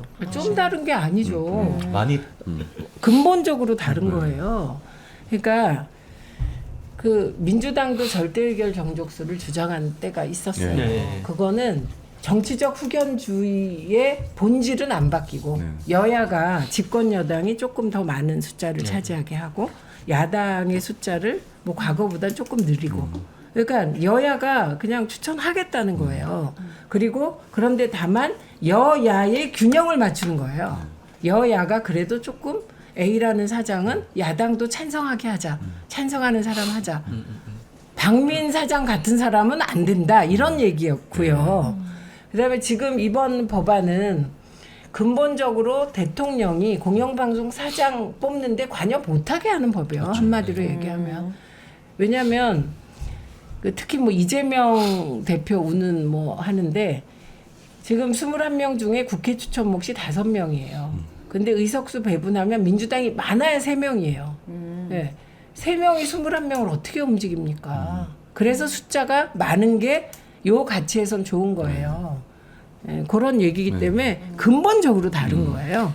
네. 근데 특별 다수제가 당론이냐고 하면 또 답을 안 해요. 그러니까 지금은 한 안 1년째 하겠지. 계속 시간만 끌면서 어쨌든 MBC 장악까지는 하고 보자라고 생각을 하는 것 같아요. 저는 약간 걱정되는 거가 편성규약 위반 같은 논쟁적인 걸 빼거나 아니면 이사 수를 21명에서 15명으로 줄이거나 이런 식으로 한다고 해서 국민의힘이 약간 그걸 좀 같이 받을 받아줄까? 리가 있겠냐? 약간 그런 의심이 당연하죠.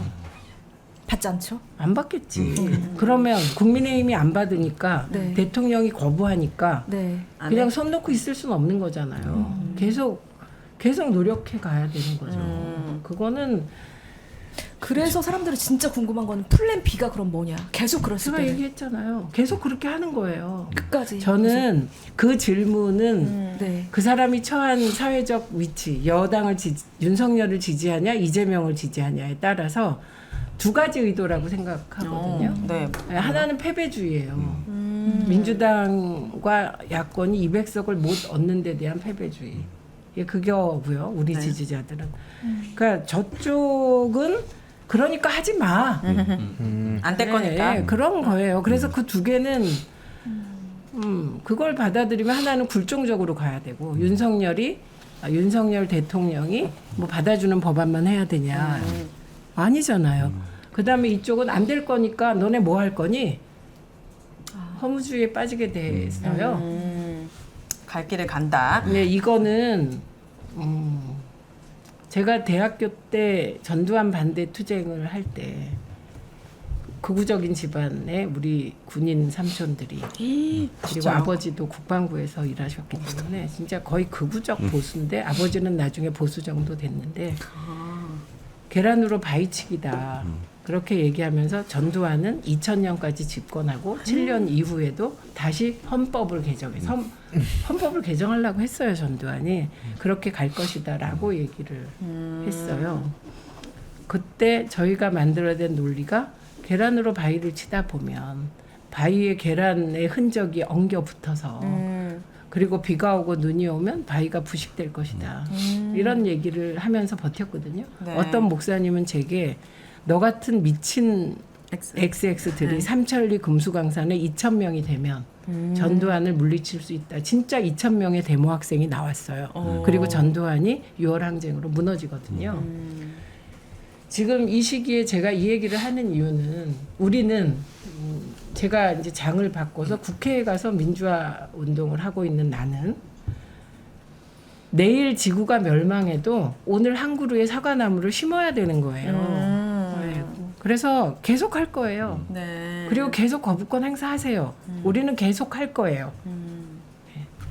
아, 닭살 돋았어. 왜요?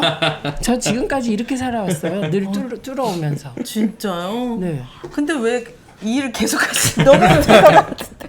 근데 정말 과방 위원장이 최민희 의원이기 때문에 뭔가 희망이 보이네요. 희망.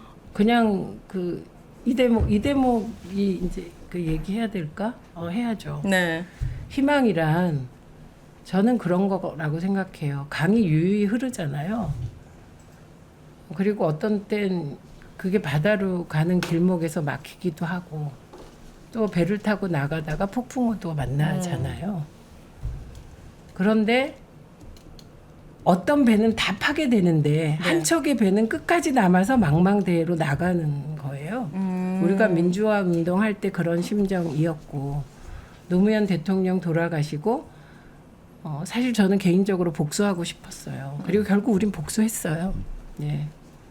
복수하고 나서 잘하지 못해서 다시 이상한 기괴한 정권을 막지 못한 건 있는데 네. 그런 심정으로 지금도 일하는 거예요. 그렇군요. 진정성이 남다르십니다. 플랜 B 얘기하는 게 말씀하셨듯이 네. 그러니까 국회는 국회의 역할이 있고 노동조합은 노동조합의 역할이 있고 그럼요. 각자의 역할이 있는데 국회가 뭔가 해법을 다 이제 해결해 주기를 원하는 그런 마음들이 좀 있는 것 같아요. 그러니까 지금 당장 뭔가 사안이 급박하게 돌아가니까 그러니까 말씀하셨듯이 각자의 역할을 하다가 그것이 국민들의 지지나 어떤 국면에서 이렇게 변화를 이끌어낼 때가 오지 않을까 싶어요. 왜냐면 그 시민들은 지금 굉장히 마음이 안 좋은 게 KBS 장악됐고 TBS, YTN 장악됐잖아요. MBC 남았는데 이것마저도 못 지키면 정말 죽을 것 같은 거예요. 숨이 넘어가는 거 지금. 아니 그것도 저는 제가 온라인 입당법을 만들고 네. 그 온라인 입당법을 통해서 240만 권리당원 시대에 초석을 놓았다고 자부해요. 그리고 그것은 저 혼자 한 건 아니고 문재인 대표 시절이기 때문에 가능했어요. 네. 그리고 이건 노무현 대통령의 유지예요. 저는 노무현 대통령이 같이 하고자 했던 유지를 잊지 않아요. 지금도. 그 하나가 언론개혁이고 그리고 참여정당, 시민참여정당, 그 다음에 온라인 플랫폼 정당, 그리고 지방분권, 그리고 이 시민참여정당의 기본 정신은 권위주의 타파인데 그거 잊지 않아요. 하나하나 제가 일을 하는 한 실현해 나갈 건데 모든 일은 순기능과 역기능이 있는 거예요. 제가 과방위 이번에 과방위를 4번 하고 수없이 많은 메시지를 받아요. 욕하는 메시지 무슨 메시지. 네. 근데 늘 이 생각을 하셔야 돼요. 우리는 시민이 주인되는 21세기를 열기 위해서 노력하는 정치인이에요. 네. 그렇죠. 비판하고 비난하는 거 자유세요. 하세요. 근데 시민들도 시민의 몫을 다하셔야 돼요. 네, 저는 그 정치인들이 뭐 개딸이라고 비난하고 옛날에는 정체 모를 모바일 세력이었거든요. 우리 세력이. 그런 거 비겁하다고 생각해요. 네, 그렇게 정치인이 소신을 밝히고 저 개딸의 원조인데 저는 네. 그럼 개딸과 싸우지 언론에다 대고 욕하고 그런 비겁한 행태에 대해서 늘 반대해요. 그러나 시민들도 자기 발언에 대해서 주장에 대해서 권한이 세지는 만큼 특히 민주당 권리당원은 이제 국회의장을 좌지우지하는 세력이에요. 20%면 국회의장을 좌지우지할 수 있어요. 네. 저는 대찬성이고 네. 그날 중앙위원회에서 감격했거든요. 진짜. 네, 그래서 답답하시면 움직이세요. 시민들도 네, 이거를 채민이 너 더 확실하게 정청래처럼 해. 저 그렇게 안 할 거예요. 사람마다 스타일이 달라서 저는 예를 들면 정청래 위원장 하는 거 보고 정청래 위원장을 더 좋아하게 됐거든요. 네. 네, 너무 좋아요. 저렇게 네. 하는 게. 민주당 모든 남성 의원 중에 저렇게 멋있게 잘하는 사람 봐서 좋은데 저는 10분 퇴장시키고 이런 거 못해요. 저 엄마잖아요. 지금 우리 함께 해주시는 거의 600분 가까이 함께 해주세요. 이 너무하잖아요. 분들이야말로 지금 제일 많은 거예요. 지금 진짜로 시즌 4 중에 제일 많은 거죠.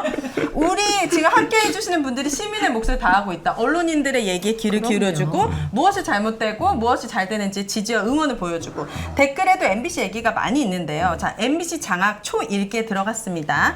인 방통위 체제에서 이제 박문진 이사 공모를 강행할 텐데 그리고 거기에 국힘 김장겸 의원이 칼을 가는 것 같던데 이 상황은 어떻게 대처를 해야 할까요? 국힘 김장겸 의원이 비례대표 의원이잖아요. 네. 그렇죠. 혼자서 뭘 할 수 있겠습니까? 이거 별 중요한 변수라는 생각이 안 들고요. 네. 이제 용산의 의지가 얼마나 관철되고 김홍일 위원장이 그 선봉장 역할을 어떻게 할지 그게 중요한 건데 하는 즉시 책임지셔야 될 거예요. 아 김장겸 의원. 네. 김홍일 방통위원. 김홍일 방통위원. 위원장. 네. 그러니까 MBC. 지금 어쨌든 국회에서 방송 3법에 대한 논의, 방송 4법까지 방통위 의사결정 구조까지 해서 법안이 논의되고 있는데 그게 뭔가 정리되지 않은 상황에서 2인 체제에서 그냥 방통위 이사진 공모를 박문진 이사진 공모하고 KBS도 아마 공모 절차 밟게 하고 이번 주 중에 한다는 얘기도 이제 돌더라고요. 그러니까 국회에서 계속 뭐 하겠다는데 시점은 모르겠다 하는데 바로 또 이번 주에 한다라고 하는 얘기들이 벌써 도는데 이제 공모 절차를 전체 계획을 승인하는 회의를 이번 주에 한다는 얘기가 들려요. 근데 봐야죠 상황은. 근데 전체 2인 체제에서 이사 공모나 공영방송 이사진 한번 이제 3년 임기의 이사진을 이런 식으로 공모해서 진행을 하면 네. 전 진짜 탄핵해야 된다고 생각해요. 이걸 일단 멈춰 세워야 내부에서 되지 않나. 대책이 있습니까? MBC 또 당사자시기도 하니까 공개 방송 7월 11일에 하는 거 말고 네. 또 어떤 싸워야죠, 뭐 싸워. 네, 내부에 뭐 대책이 뭐 지금 위원장님도 뭐 그냥 운동을 열심히 하신다든지 자기 뭐 그런 대책이 있는 건 아니고. 박문진 이사 선임도 의결을 하는 건가요? 우선 그쵸. 순서가 방통위가 이제 그 안건을 처음에 안건을 상정해야 돼요. 그래서 이런 중요한 안건이잖아요. 네. 이건 48시간 전에 안건 상정이 돼야 돼요. 그러니까 지금 확인이 안 된다는 건 이 안건이 상정됐는지 그거의 비밀 속에 가려져 있다는 건데 두 이거는 명끼리 다 하니까. 이거는 이게 동네 2인 구조가 왜 안 되는지를 보여주는 거죠. 왜냐하면 아니 그 행정의 투명성을 주장해온 게 언젠데 지금 박문진 이사 뽑는 거를 아무도 모르게 두 분과 뭐 나머지 핵심 다 저희가 책임 묻겠습니다. 저희가 네. 과거에는 정무직 공무원에게만 책임을 물었는데요. 악의 평범성. 네, 제가 얘기했잖아요. 방심위 직원한테 질문하면서 그날 얘기했어요. 악의 평범성. 위에서 부당한 지시가 내려왔을 때 거부하지 않고 순응한 그 수많은 평범한 사람들이 유태인을 죽게 만들었다. 그 한나 아렌트가 얘기한 거잖아요. 그게 네. 지금 대한민국에서 그대로 벌어지는 거라. 예, 그 비밀주의에 동참한 분들도 다 책임지셔야 할 겁니다. 그분도 움직이기가 쉽지 않을 것 같은데요. 책임지셔야 될 겁니다. 네. 자, 그러면 MBC를 특히 괴롭히는 게 표적심이잖아요. 네. 언론을 길들이는 가장 못된 방법이기도 한데요. 심의 테러. 이런 많은 계속 이제 보고만 있으실 건지 이 표적심이 막을 수 있는 방법은 없을까요? 방심위는 유일임 위원장이 7월 22일 날 임기가 끝나요. 네. 방심위는 9명으로 구성됩니다.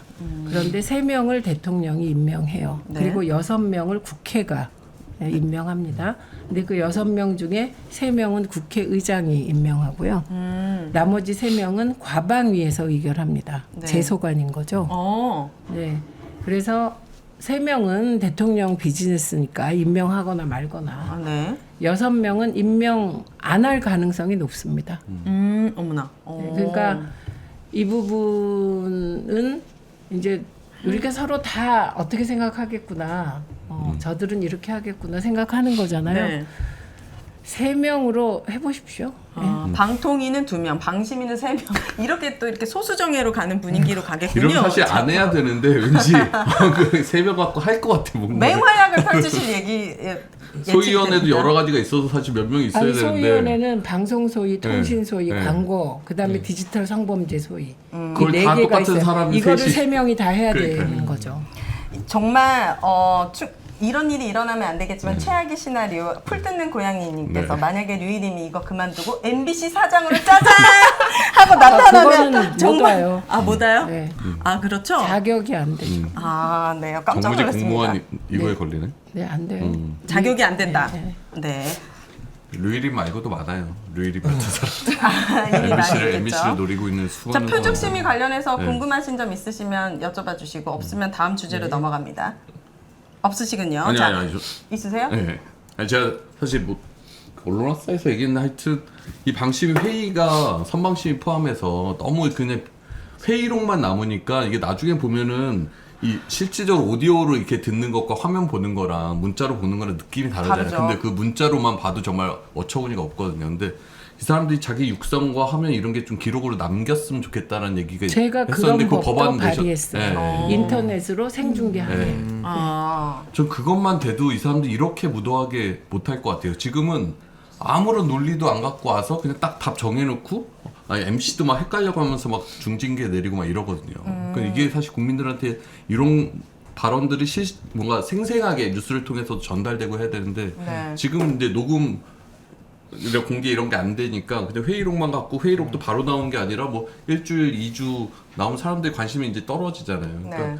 그걸부터 좀 이렇게 가능하면 좀 공개되는 인터넷 방향으로. 생중계해야 해요. 네. 그 법은 제가 통과시켜 보도록 노력하겠습니다. 그랬더니 또 뭐 개인의 뭐 약간 뭐 비밀 있고 뭐 사생활 있고 해서 뭐 하면 안 된다 뭐 이런 식의 주장들 아니요, 하더라고요. 그건 아니고 인사 관련 사안에 대해서만 뭐 비공개할 수 있죠. 인사 관련된 거. 왜냐하면 이 사람은 나 이래서 싫어. 그럼 원수지잖아요. 민원 사주했던 유일임 수사는 진행 안 되고 있는데 이거는 기다려야 되나요? 지금 이들이 가장 믿는 게 사법적 시스템이에요. 그래서 검사 대통령 믿고 정말 이렇게 거의 하고 배째라. 있는 것이거든요. 네. 그러니까 뭐 일단 끊임없이 고발하고 하지만 네. 그 수사에서 뭘 할 거라고는 생각하기 어렵고요. 국회가 할 수 있는 것을 하는 수밖에 없어요. 류일임이 최초로 사과했잖아요 어제. 그래요? 청문회 나와가지고. 자기가 숫자를 어떻게 그걸 헷갈릴 수가 있는지 아닙니다. 모르겠네요. 저는 어떻게 보냐면 네. 헷갈렸다고 쓱 생각하지 넘어가려고 않아요. 21대 국회에서 그렇게 해도 넘어간 거죠. 이번에 못 넘어간다는 거예요. 보세요. 못 넘어갈 느낌이잖아요. 아니, 표정부터가. 왜 저뿐만 아니라 네. 노정면 위원 앞에서 그게 되겠습니까? 이윤기 위원 앞에서 되겠습니까? 특히 김현 앞에서 되겠습니까? 안 됩니다. 우리는 그 얘기 딱 하는 순간 네. 저 거짓말인데 그래갖고 자료 바로. 방심이한테 자료 가져와. 네. 그래 바로 받았어요. 그래갖고 이제 우리가 그 자료를 받았다는 거 알고부터 계속 징징대셨잖아요. 징징댔잖아요. 정정할 자, 기회를 주세요. 네, 안 줬지. 왜 안 줬냐? 우리 질의 다 하고 주지 왜 그걸 왜 줍니까? 자, 기분 좋은 날님께서 마봉춘 지키려면 시민이 뭘 하면 힘이 되실 것 같냐 이런 것도 질문 올라와 주시네요. 일단 7월 11일 날 오후 7시 상암 MBC 광장 앞으로 일단 모여주세요. 네, 7월 11일. 네. 저이 몇 질문 시요? 오후 7시. 오후 7시입니다, 여러분. 오윤혜 님이 출연하십니다. 아, 진짜요? 가수 오윤혜 님의 모습을 볼 수 있는. 진짜 MBC는 여기서 얘기해 주세요. 윤석열 정권 바뀌면 내 이름으로 쇼를 또 하나 만들어줘. 나를 뭐 패널로 노래로 너무 이용해. 정말 쉽지 않습니다. 어쨌든 MBC 7월 PD님들 한번 11일 함께 해주시고. 해주시면 좋을 것 같고요. 중요한 질문 드리고 싶은 게 네. 있는데 이게 방심에 관련해서 언제부턴가 특정 정치 세력이 민원을 넣으면 그 민원 해결한다 싶시고 심의를 시작하잖아요. 이거에 류일임이 바뀌어도 계속 이런 게 진행될까봐 되게 걱정되는데 그럴 것 같. 이런 부분들을 좀 어떻게 막을 수는 지금 없을까요? 얘기하는 건 긴급 심의라는 형식을 동원해서 네, 표적 심의를 한다. 요 문제 제기하신 거죠. 네, 네, 네. 근데 아까 얘기했잖아요, 제가 3명이서 해보라고. 그게 얼마나 정치적인 부담과 법적 책임, 법적 부담이 되는지. 네. 방심위는 그 방통위는 없는데 방심위는 소위를 구성해야 돼요. 아까 제가 열거해 드렸잖아요, 4개 소위. 그 중에 디지털 성범죄 소위가 가장 괴로운 소위예요. 왜냐하면 그 이상한 그 음란물 같은 것을 계속 봐야 되는 거예요. 그 위원들이 다 직접 직접 봐야죠. 직접 안 보면 그 직무 판단할 수가 유리니까. 그럼 저희가 사실 TBS 같은 경우에도 지금 14개의 법정 제재를 뉴스공장이 끝난 이후에도 받았는데요. 이게 되돌려줄 수가 있을까 나중에 이런 부분들이 법정 제재가 한번 이렇게 된 것 지금 소송하고 그럼 왜 있잖아요. 소송을 해야 되는데 회사가 안 할 거 아니에요? 지금 그렇죠. TBS 는. 저희 소송을 하고 있지는 않고 네. 그래서 좀 그 여러 가지 법정 문제가 제재 받으면 어때요? 제어가에 좀 문제가 생길까봐. 그거는 이제 없어지냐 마냐 우리가 이런 아니 그게 제어가를 걱정하는 거라면 그때도 이 정치 세력이면 나라 망하니까 이게 이제 권력 구조가 바뀌면 다 감안하게 되는 거죠. 근데 당장 이제 MBC는 올해 연말에 제어가고 저희도. 이제 예를 들어 뭐 경영진이 유지되면 상관없지만 8월에 방문지 이사 교체되고 적폐 경영진이 오면 기존의 법정 제재 그냥 다 수용할 가능성. 그게 그냥 관계자 징계하고 뭐 사과하고 이렇게 돼서 실제 제어가 점수에 미칠 영향이 좀 클 수 있을 것 같고. 근데 저는 기본적으로 이 방심위가 자신의 권한에 비해서 책임을 너무 지지 않는 것 같아요. 그러니까 위원 선정 21명으로 하자고. 방심의 위원들, 아, 선거방송심의 9명의 위원들, 선거심의위원. 이 사람들이 그냥 툭툭 아무 생각 없이 회의 통해서 관계자 징계하고 그 점수들이 실제 방송사의 문을 닫냐 아니냐를 영향을 미치는데 실질적으로 이 사람들은 민간인이라고 하면서 아무런 책임을 지지 않잖아요. 그러니까 권한이 있으면 거기에 맞게 책임을 지던지 아니면 실제 이 사람들이 방송사 제어가에 미칠 자격이 안 된다고 하면 그 제도를 조정을 하든지. 그러니까 지금의 좀 방심위 제도 자체에 대해서 좀 논의가 있어야 되지 않나. 이미 논의하고 네. 이미 대안을 마련해서 네. 법안 제출할 거예요. 네. 일단 중요한 거는 방심위원들도 이제 방심위 구조가 독특하잖아요. 방심위원들은 정무직 공무원의 지위예요. 네네. 근데 공무원은 아니에요. 어. 그다음에 직원들은 민간인이에요. 네. 네? 왜냐하면 방송 심의 업무를 담당하니까 공무원이 하면 안 되는 거죠. 독립성을 침해할 수 있으니까. 네. 그런데 그들이 형사상의 잘못을 저질렀을 때, 그러니까 공무원으로서 공무원법에 저촉되는 행위를 했을 때 형사상의 책임을 져요. 네. 그런데 다른 정무적인 책임은 안 되게 되어 있어요. 그래서 이 책임을 지게 하려면 공무원 의율을 적용하는 방법. 그다음에 선방심의위원들도 사실은 민간인 신분이지만 그 공무를 수행할 때는 공무원 의제의 적용을 받아야 돼요. 법적으로 의율이라고 한다거나 어쨌든 공무원과 똑같은 책임과 의무, 권리, 지게 하는 쪽으로 갈 수 있다라는 법률가가 있더라고요. 하나만 네. 하고 말씀하세요. 이미 하나만 검토했다는 더 얘기를 궁금한 게 드려요. 여쭤봐 주세요. 방심위가 심의해서 결정하면 방통위가 심의 의결하잖아요. 근데 이제 방통위원장도 과장 정지. 방통위는 뭐 방심위 결정이 뭐 기속되도록 법이 돼 있다라고. 아니에요, 거짓말이에요. 그러니까 저는 어쨌든 심의 의결이라는 게 있는데 거기서 방통위가 아무런 것을 하지 않고 그냥 도장 찍고 넘어가잖아요. 그러니까 이것도 그게 법으로 아니에요. 조금 그 말은 책임회피성 발언이고요. 이렇게 돼 있는 거예요. 심의 결과를 방심위가 최종적으로 결정할 수가 없어요. 민간 기구니까. 그러니까 최종적인 의결은 공무원이 해야 되는 거예요. 그렇죠. 모든 그 규제는. 그러니까 방통위로 넘어오면 일단 공무원 정결로 끝내는 거예요. 그런데 방송사가 그 심의 내용에 대해서 문제 제기를 하고 재심 요청을 하면 그거는 이제 방통위가 위원회 차원에서 해결하게 돼 있어요. 그러면 지금까지는 그냥 다시 방심위로 보내요. 그래서 다시 오면 다시 기각하고 이런 형식이에요. 이거는 일을 제대로 하고 있지 않다는 뜻이에요. 김현 위원이 방통위원일 땐 하나하나 문제 제기해서 심의 그 제재 수위도 낮춰주고 이렇게 했거든요. 그러니까 개판이라는 거죠. 그리고 그 개판이 정상이라고 주장하고 있는 거예요. 그거를 그렇구나 이래서는 안 되는 거죠. 제대로 일하게 만들어야 되는 거죠. 그러니까 김홍희 위원장이 약간 방심위 뒤에 숨는 느낌이 들어서 실제 그 자기들이 숨는 게 심의 허용돼 의결- 왔다는 건데 뭐 허용되겠어요? 이렇게 구체적으로 알고 있는데. 이건 이제 다른 질문인데 반짝이는 고라니님께서 정부 광고료 집행하는 거 있잖아요. 요거는 어떤 부서에서 하는 거예요? 거기는 문화체육관광이에요. 문화체육관광. 언론재단에서 배분합니다. 언론진흥재단에서 근데 그 언론진흥재단 저 이사장이 누군지 아세요? 제가 아는 사람이에요? 김효재. 이동관 김효자예요, 전에 이름이? 이전에 김효자 아니고 방통위원장. 방송위원장 김효재. 대행이지. 답변이 되셨습니까? 네. 자, 그렇다면 이제 우리의 KBS 얘기해 보도록 하겠습니다. TV 수신료 통합고지 되돌릴 수 없는지, 이 수신료 등 공적 재원의 구조를 좀 어떤 방향으로 하면 바람직한지 이런 것도 함께 얘기해 보면 좋을 것 같아요. 우선 통합고지 되돌릴 수 있을까요? 일단 네. 여기 민원연에서 하는 유튜브잖아요. 네. 그러니까 그러면 그 접근 방법을 통합고지를 되돌린다 안 되돌린다 뭐 되돌릴 수도 있겠죠. 그렇게 접근하는 게 아니라 대한민국이 공영방송 중에서 국가기관 방송으로 A라는 방송을 둘 것인가 말 것인가잖아요, 사실은. 그러니까 이게 KBS 사장이 마음에 안 드니까 이전 정부에서 임명한 사장이니까 수신료를 분리 징수하게 해서 수신료 징수를 잘 못하게 괴롭혀가지고 괴롭혀서 곤란에 빠지게 한다. 이게 말이 돼. 이게 지금 말이 되는 얘기를 우리가 하는 건가요? 말이 돼요? 말이 안 되는 일들이 계속 일어나고 있잖아요. 그러니까 이 말이 안 되는 논쟁을 하는 게 아니라 크게는 시민들께서 수신료 2,500원 내겠다 안 내겠다 이거 가지고 토론하시면 안 되고요. 그죠? 만약에 큰 지진이 일어났다고 생각해 보세요. 여러분이 소식을 듣고 싶잖아요. 어디선가. 도피도 하고 싶잖아요. 그럴 때 대피. 대피.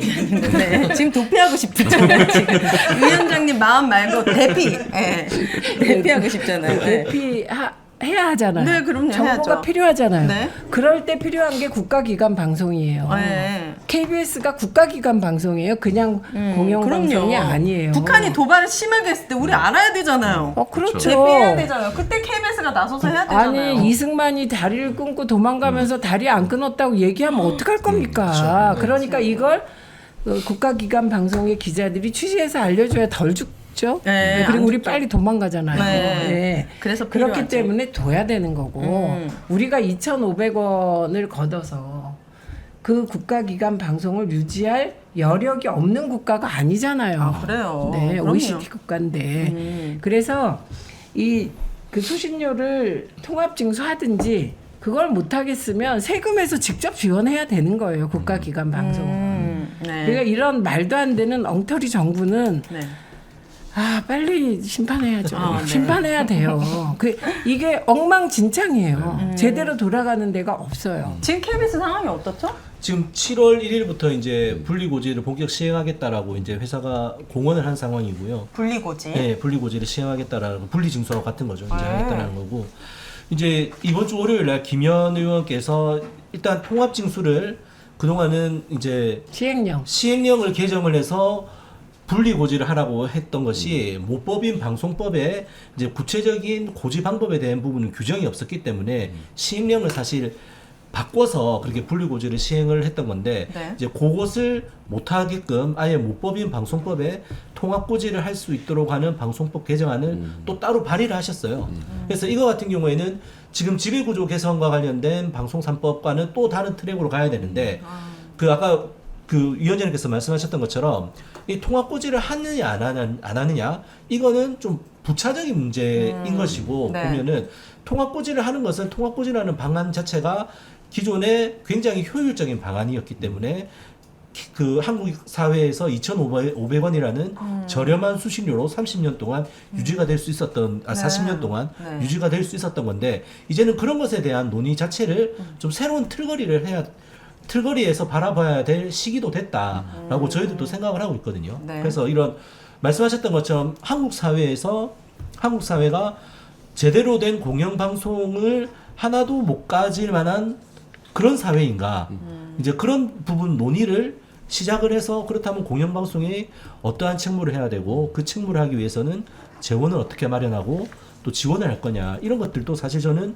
이번 22대 국회에서 논의가 좀 되었으면 하는 바람이 있습니다. 분리징수가 된다라는 거는 그럼 시민들 입장에서는 2,500원이 따로 이제 고지서가 온다는 거예요? 따로 고지서가 온다는 게 이제 기본적인 거죠. 아파트 아파트 관리비 내역에 보면 네. 수신료가 들어있어요. 2,500원. 그게 없어진다는 소리예요. 아, 그렇군요. 아니, 그게 없어져도 원래 내야 돼요. 내야 되는 의무적으로 거지. 내야 되는데 작년에 방통위가 우리 여기서도 한번 얘기했지만 보도자료 내면서 안 내더라도 자신들이 강제 조치는 실시하지 않겠다 그래서 사실상 이게 방통위가 안 내도 되는 것처럼 보도자료 특별 뿌렸어요. 부담금이기 때문에 체납을 하면은 국세 체납에 준해서 강제 징수를 할 수가 있어요. 네. 근데 그렇게 하려고 하면 방통위의 허가를 받아야 되는데 네.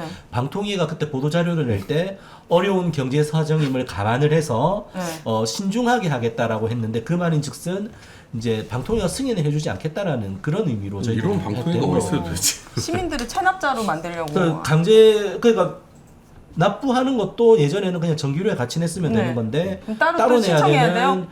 뭐 그런 논란도 있습니다. 아주 그래서 그런데. 행정적으로도 보면은 현장 그 수신료 현장이 아수라장이에요 지금. 그러니까요. 네, 그런데도 불구하고 회사 입장에서는 또 다음 달부터 하겠다라고 하니까 고지서도 어쨌든 따로 만들면 이것도 비용이잖아요. 비용이죠. 그러니까 비용대로 들고 징수 효율은 떨어지고 그래서 사실 수입 결손이 얼만큼 될지 저희들로도 사실 알 감안하기가 수가 좀 힘든 없군요. 상황이라서 이런 부분들에 대해서 22대 국회에서도 물론 지배구조 개선을 해서 언론 장악, 방송 장악을 막아내는 것도 중요한데 뭐 저희들 뭐 다 공영방송이지만 공영방송의 그 여러 가지 의미 중에 가운데 하나가 공영방송이 어떤 한 사회에서의 방송 콘텐츠의 기준을 세우는 거거든요. 네. 그렇다라고 하면은 이런 한국 사회에서 공영방송을 어떻게 존치시킬 것인가에 대한 논의도 22대 국회에서 최민희 위원장님께서 네. 잘해주시리라 믿겠습니다.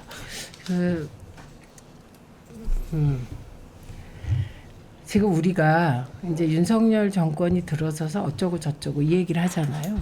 근데 사실은 방송 장악의 네.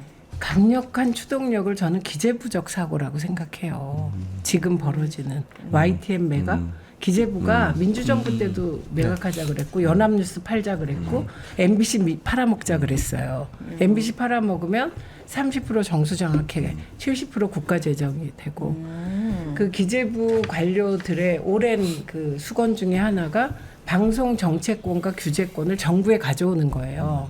그래서 그 방송융합추진위원회에 제가 방송위원회 대표로 들어갔을 때 네. 그때 싸운 게 정통부가 아니었어요. 그 뒤에 숨어 있는 경제 관료들하고 싸웠거든요. 그나마 그 노무현 대통령과 제가 맞서면서 방송통신위원회로 지켜낸 거예요, 이게.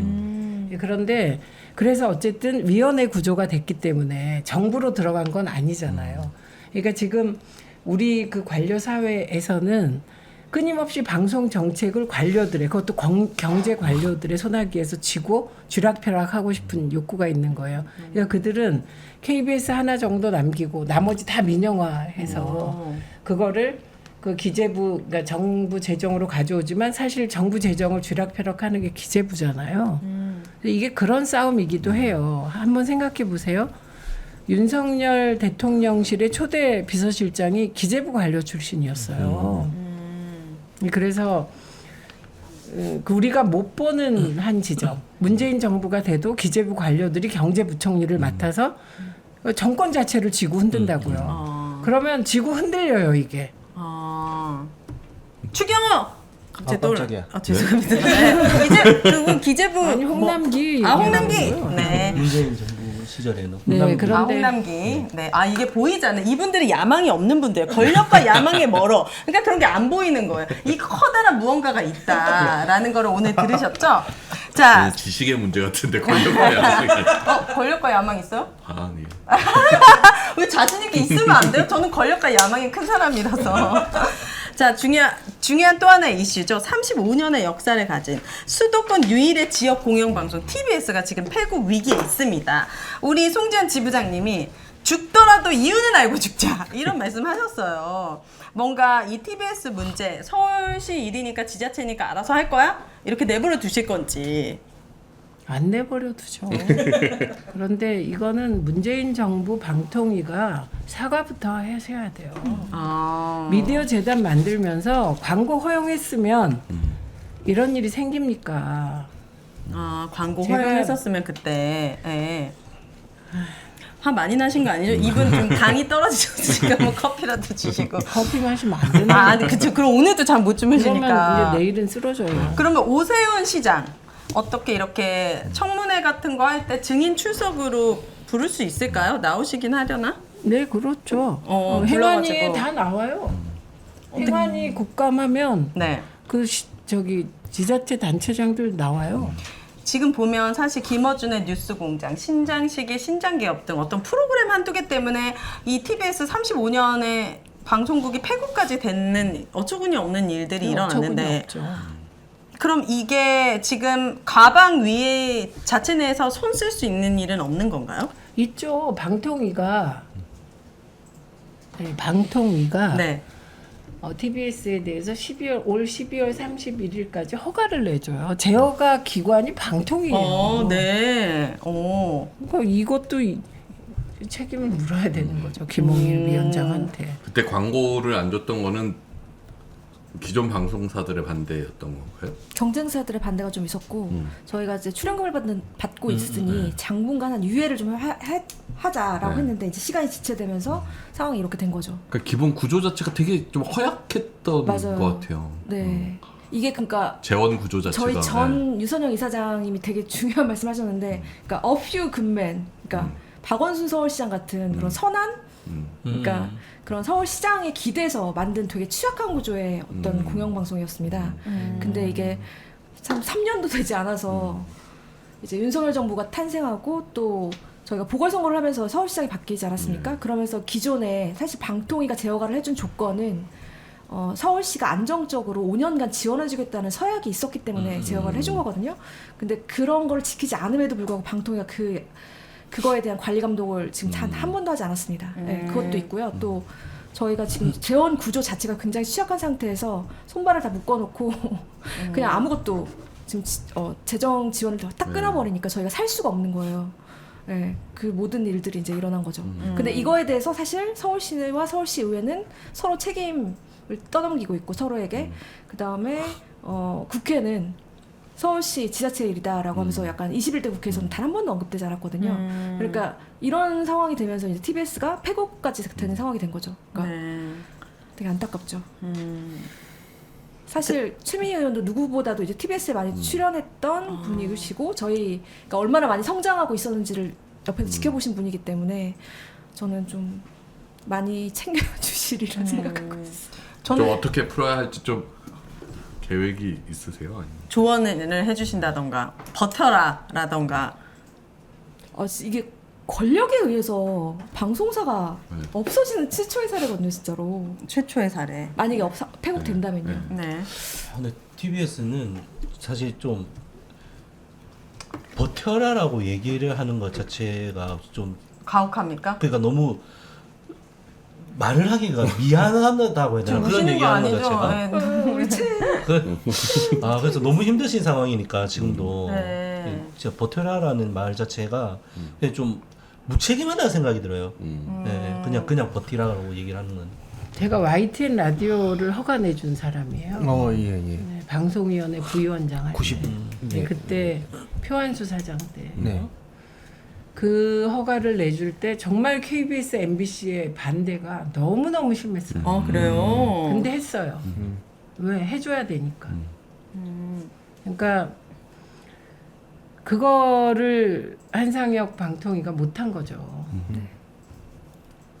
그래서 이렇게 고민이 아니, 많으시구나. 아니 제가 네. 그 고민이 되죠. 왜냐하면 미디어 재단을 만들었을 때 재단화하면서 재원 마련의 길을 터줘야 되는 거예요. 맞습니다. 네, 그리고 5년 유예를 할 때도 그렇게 유예하는 게 어딨어. 일몰제로 하면 광고 포션을 처음에 20% 네. 그리고 80% 그다음에 이걸 5년에 걸쳐서 이제 100% 광고로 바꾸는 걸 길을 열어줬어야지. 계속 얘기할수록 저는 잘못한 건 잘못한 거잖아요. 그쵸. 이번에 방송 3법도 네. 토론에 나갔을 때 저쪽에서 정가의 보도처럼 휘두르는 게 문재인 정부 때 왜 안 했냐예요. 그렇죠. 잘못했다. 그때는 그 우리가 중립적 방송 환경을 못 만들어서 정권 뺏겼고 이제 민주당이 집권해도 우리도 방송 장악 안 하겠다고 이번에 용기 내는 거다. 반성은 다 같이 해야죠. 왜 이렇게 반성들을 안 할까요? TBS 더 궁금하신 거 아니, 있으실까요? 그래서 네. 어쨌든 이 부분은 그 방통위원회에서 12월 30일까지 허가 낼 때 김현 방통위원이 현장에 있었습니다. 네. 그래서 책임감을 굉장히 크게 느끼고 있어서 계속 챙기고 있는 거예요. 이렇게 할까 저렇게 할까. TBS를. 네. 전 솔직히 TBS를 살려달라고 말하고 싶다기보다는 국정조사를 반드시 해서 꼭 남기고 싶어요. 만약에 우리가 죽더라도. 이 과정을 네. 어떻게 이렇게 왜 됐는지. 이렇게 됐는지. 죽으면 안 되죠. 네. 알겠습니다. 자, 마지막 질문입니다. 언론농단의 국정조사가 왜 중요한지 많은 언론 전문가들이 방송 3법만큼이나 이 언론 탄압에 대한 국정조사 굉장히 필요하다고 보고 있습니다. 국정조사 어떻게 준비하고 실행하실지. 방송장악 국정조사. 네, 방송장악 국정조사. 언론 탄압은 신문이 들어가는 건데 해당되는 신문이 있나요? 꼭 신문은 아니더라도 그러니까 방심이라든지 이런 것까지 포괄했을 때 언론 농단, 방송장악 국정조사. 방송장악, 언론 네, 농단. 명칭을 바꿔주시기를 요청드린다고 합니다. 네, 요 국정조사 준비하고 실행 가능할지. 당연히 해야죠. 당연히 해야. 컨센서스는 되어 있다니까요. 네. 그리고 이 언론 농담이라고 쓰셨는데 이 언론 농단의 책임자들 처벌할 수 있을지 가능성이 있을지. 류희림, 뭐 김홍일 또 누구 있어요? 뭐 또 누구 얘기해봐요. 박민, 김백 뭐 이런 사람들. 그거는 국정조사를 잘 수행하고 나면 네. 그 증인들에 대한 형사 고발 조치에 대한 결정을 합니다. 네, 그러니까 국정조사를 통해서 얼마나 그들의 그 죄악상을 네. 밝혀내느냐에 따라 달라지는데 사실 지금 나와 있는 것만으로도 책임질 일이 많을 것 같은데요. 이 국정조사는 여야 합의로 이루어지는 거예요? 아까 말씀드렸듯이 국정조사는 두 가지 트랙이 있어요. 특위를 만들어서 하는 거, 가장 가까운 상임위에서 하는 거. 특위는 여당이 특위를- 들어가야 되잖아요. 그렇죠. 그런데 특위를 하는 게 사실은 의원님 많이 가장 좋죠. 여러 그 관계되는 모든 곳이 들어오니까요. 예를 들면 방송 장악 혹은 뭐 언론 장악, 국정조사를 했을 때 문체위원이 들어오면 네. 뉴스타파에 대해서 이제 더 밝혀낼 수 있겠죠. 뭐 그런 식으로. 뉴스타파까지. 아니 들어간다면. 아, 들어간다면? 네. 근데 뉴스타파의 경우는 탄압 실상이 만천하에 공개돼가지고. 맞아요. 압수수색. 네. 상임위에서 하면은 그래도 보통의 국정조사들은 여야 뭐 상임위에서 하든 특위에서 하든 여야 뭔가 같이 합의하는 절차를 다른 것보다는 조금 더 거치는 것 같은데 네. 부담이 덜 할 수 있고 네. 또 국정조사기 때문에 네. 조사권이 있고 네. 그러니까 자료 제출이나 이런 부분에 대해서 이제 조금 더 강제성을 가질 수 있는 거죠. 근데 이제 국정조사를 통해서 윤석열 정권 언론 장악 실체를 밝히는 거에서 끝나는 게 아니라 정말로 이 적폐 언론인들을 이번 기회에 청소해야 돼요. 이게 사람들은 이제 뭔가 문제가 있을 때마다 제도를 고치려고 그러잖아요. 근데 제도는 잘못한 게 없어요. 그 사람들이 잘못하는 거지. 지금 이명박 박근혜 때 적폐 언론인들의 구직 활동의 결과가 지금의 언론 장악, 지금 이 언론판이라고요. 그 사람들이 사장 되고 본부장 되고 무슨 실국장 되려고 이 언론을 이 모양으로 만든 거예요. 정권은 당연히 언론 장악을 하려는 욕망이 있겠죠. 거기에 이토록 충실히 봉사하고 우리나라를 망쳐놨다고요. 이번 기회에 국정조사 통해서 다 낱낱이 드러내고 이 사람들을 청소할 수 있는 계기가 돼야 된다고 생각합니다. 네. 적폐 언론인의 구직 활동의 결과다. 영원히 재활용이 안 되는 청소로 꼭 되기를 바랍니다. 자, 오늘 이제 최민희 위원장님 나오셔가지고 우리가 그동안 정말 많이 나왔던 굵직굵직한 얘기들에 대한 답변 들으셨는데 각자 소감이 어떠셨나요?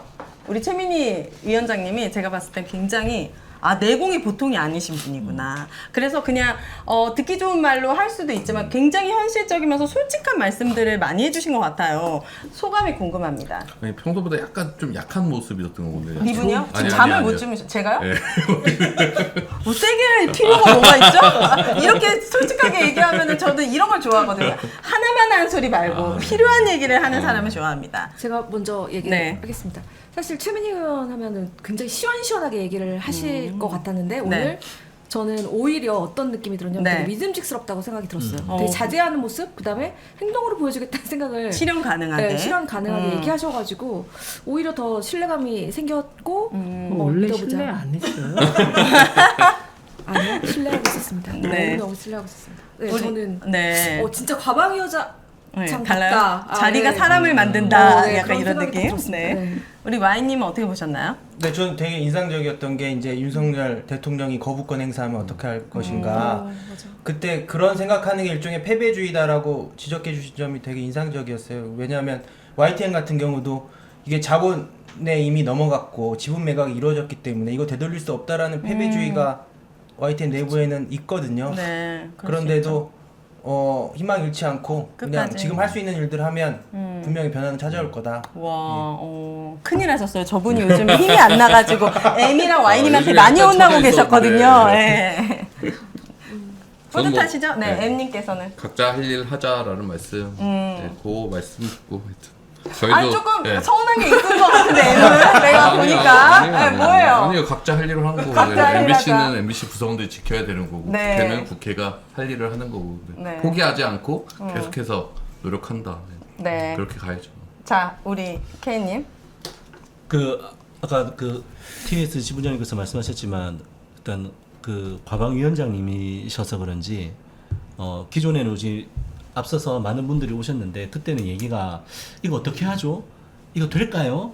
이렇게 하는 좀 의문 섞인 질문들, 대답들 그리고 뭐 우리 사이에서도 이렇게 좀 해주세요 뭐 이런 얘기였는데 사실 오늘 저희들이 얘기하는 것보다 사실 저희들도 그렇지만은 이제 최민희 위원장님으로부터 듣고 싶은 얘기들이 좀 많았고 그래서 많이 해주셨는데 그래서 좀 안개가 거쳤다는 생각이 느낌이 좀 듭니다. 그래서 앞으로 사실 우리 저희들이 뭐 긴가민가 하고 있던 부분들에 대해서 좀 방향을 좀 제시를 해주셨다는 생각이 들어가지고 한편으로 좀 힘도 되고 그래서 좀 쉽지 않은 상황들이 벌어지겠지만 네.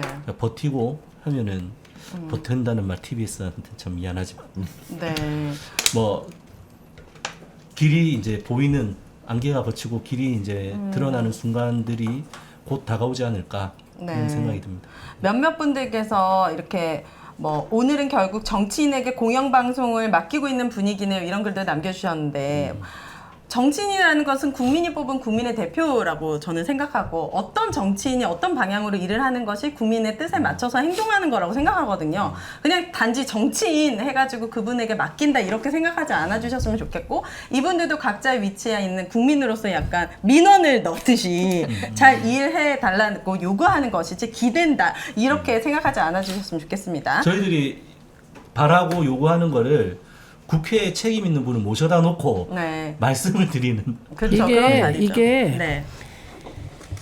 여러분보다 제가 더 방송 자유와 독립에 대한 의지가 강하지 않겠습니까? 그죠. 20년 저는 정도. 제가 그거는 뭐 아닐 수도 있는데 저희가 강할 수도 있죠. 지금. 철 들고 제가 말지에 들어온 게 24살 말이에요. 그리고 말지 1호가 나온 게 1985년 6월 15일. 예.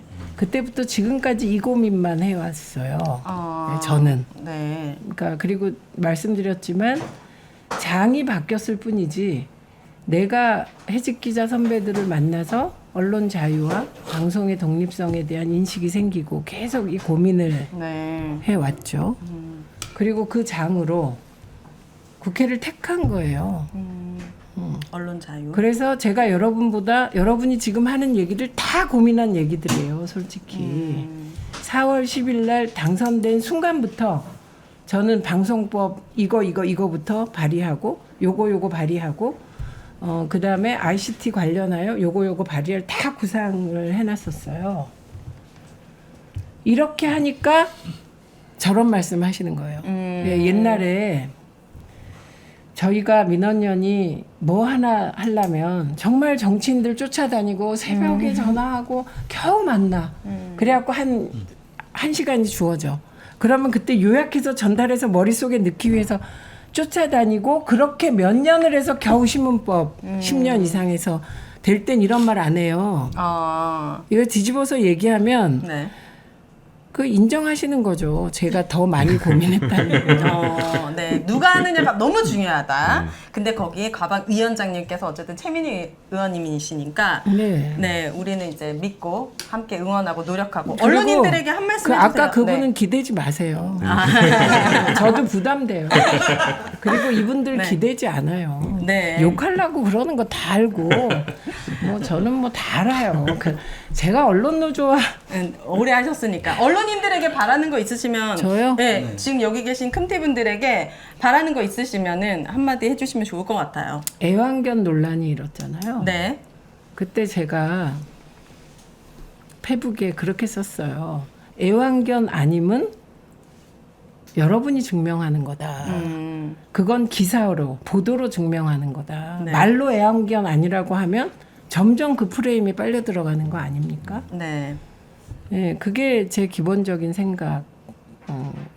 네. 제가 과방위 첫 회의 때 손석희 앵커가 말했던 소위 그 애완견 관련한 영상을 틀었는데 네.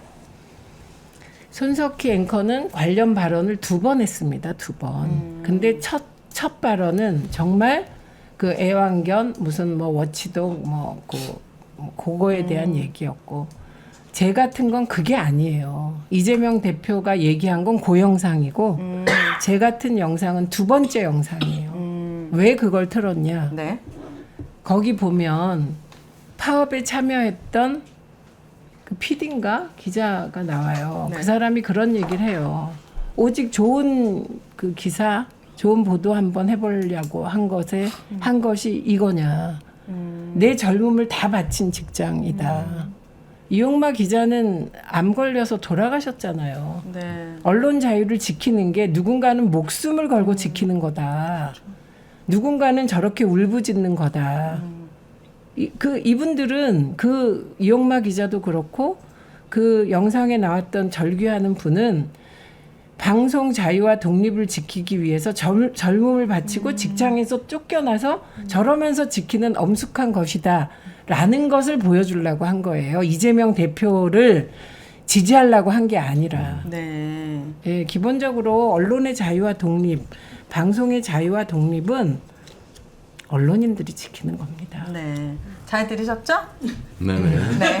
MBC님께서 마무리 발언 하실 게 있다고 하는데 아까 해주시죠. 뭐 한번 말씀을 드렸는데 네. 뭐 끝나고 나서 저희 홍보 영상도 나가는데 많이 봐주시고 네. 어쨌든 이 윤석열 정권의 지난 2년 동안의 방송 장악 이거에 분노하고 MBC를 지켜야 된다라고 하는 시민분들은 7월 11일 7월에 11일 11번이잖아요 MBC 7월 11일 오후 네. 7시 네. 상암 MBC 광장으로 모두 모여주셨으면 좋겠습니다. 무료죠, 무료. 아 무료입니다. 네. 무료고 유명한 정치인들 나오시고 유명한 가수들 그냥 다 얘기하면 나와서 안 돼요? 그래야죠. 이거 그죠? 조금 더 이렇게 다음 빌드업, 주쯤에 한번 빌드업. 다음 주쯤에 한번 이렇게 딱 먹는 것도 주나요? 검토해보겠습니다. 그게 굉장히 아니 그거 검토도 배가 하면 부른 안 것 되죠. 같은데. 그건 검토도 하면 안 돼요. 아, 뭘요? 먹을 거야? 먹을 거 주고 네. 이러면 법에 저촉. 법에 저촉되니까 꼭 식사는 하고 오시기를 바라겠습니다. 일단 일본- 오윤혜님이 나오신다는 것만 일단 공개해드리고 조만간 출연진 명단이 공개하도록 하겠습니다. 네, 알겠습니다. 오늘 최민희 위원님 나오셔가지고 원래 저희가 1시간에 칼같이 끊는데 늦은 시간까지 많은 분들이 함께해 주셨습니다. 오늘 잠도 못 주무시고 동접이 이렇게 몇 명이에요? 저희 오지 마세요. 최대요, 최대. 네, 끄도록 하겠습니다. 정말 소중한 많은 분들이 함께해 주셨습니다. 최민희 위원님 한 번 더 나와주셔서 진심으로 감사드리고 저희도 응원하고 지지하고 지켜보도록 하겠습니다. 시민님 언론의 인싸가 되는 그날까지 언론 아싸! 여러분들 감사합니다. 감사합니다. 감사합니다. 아유, 수고.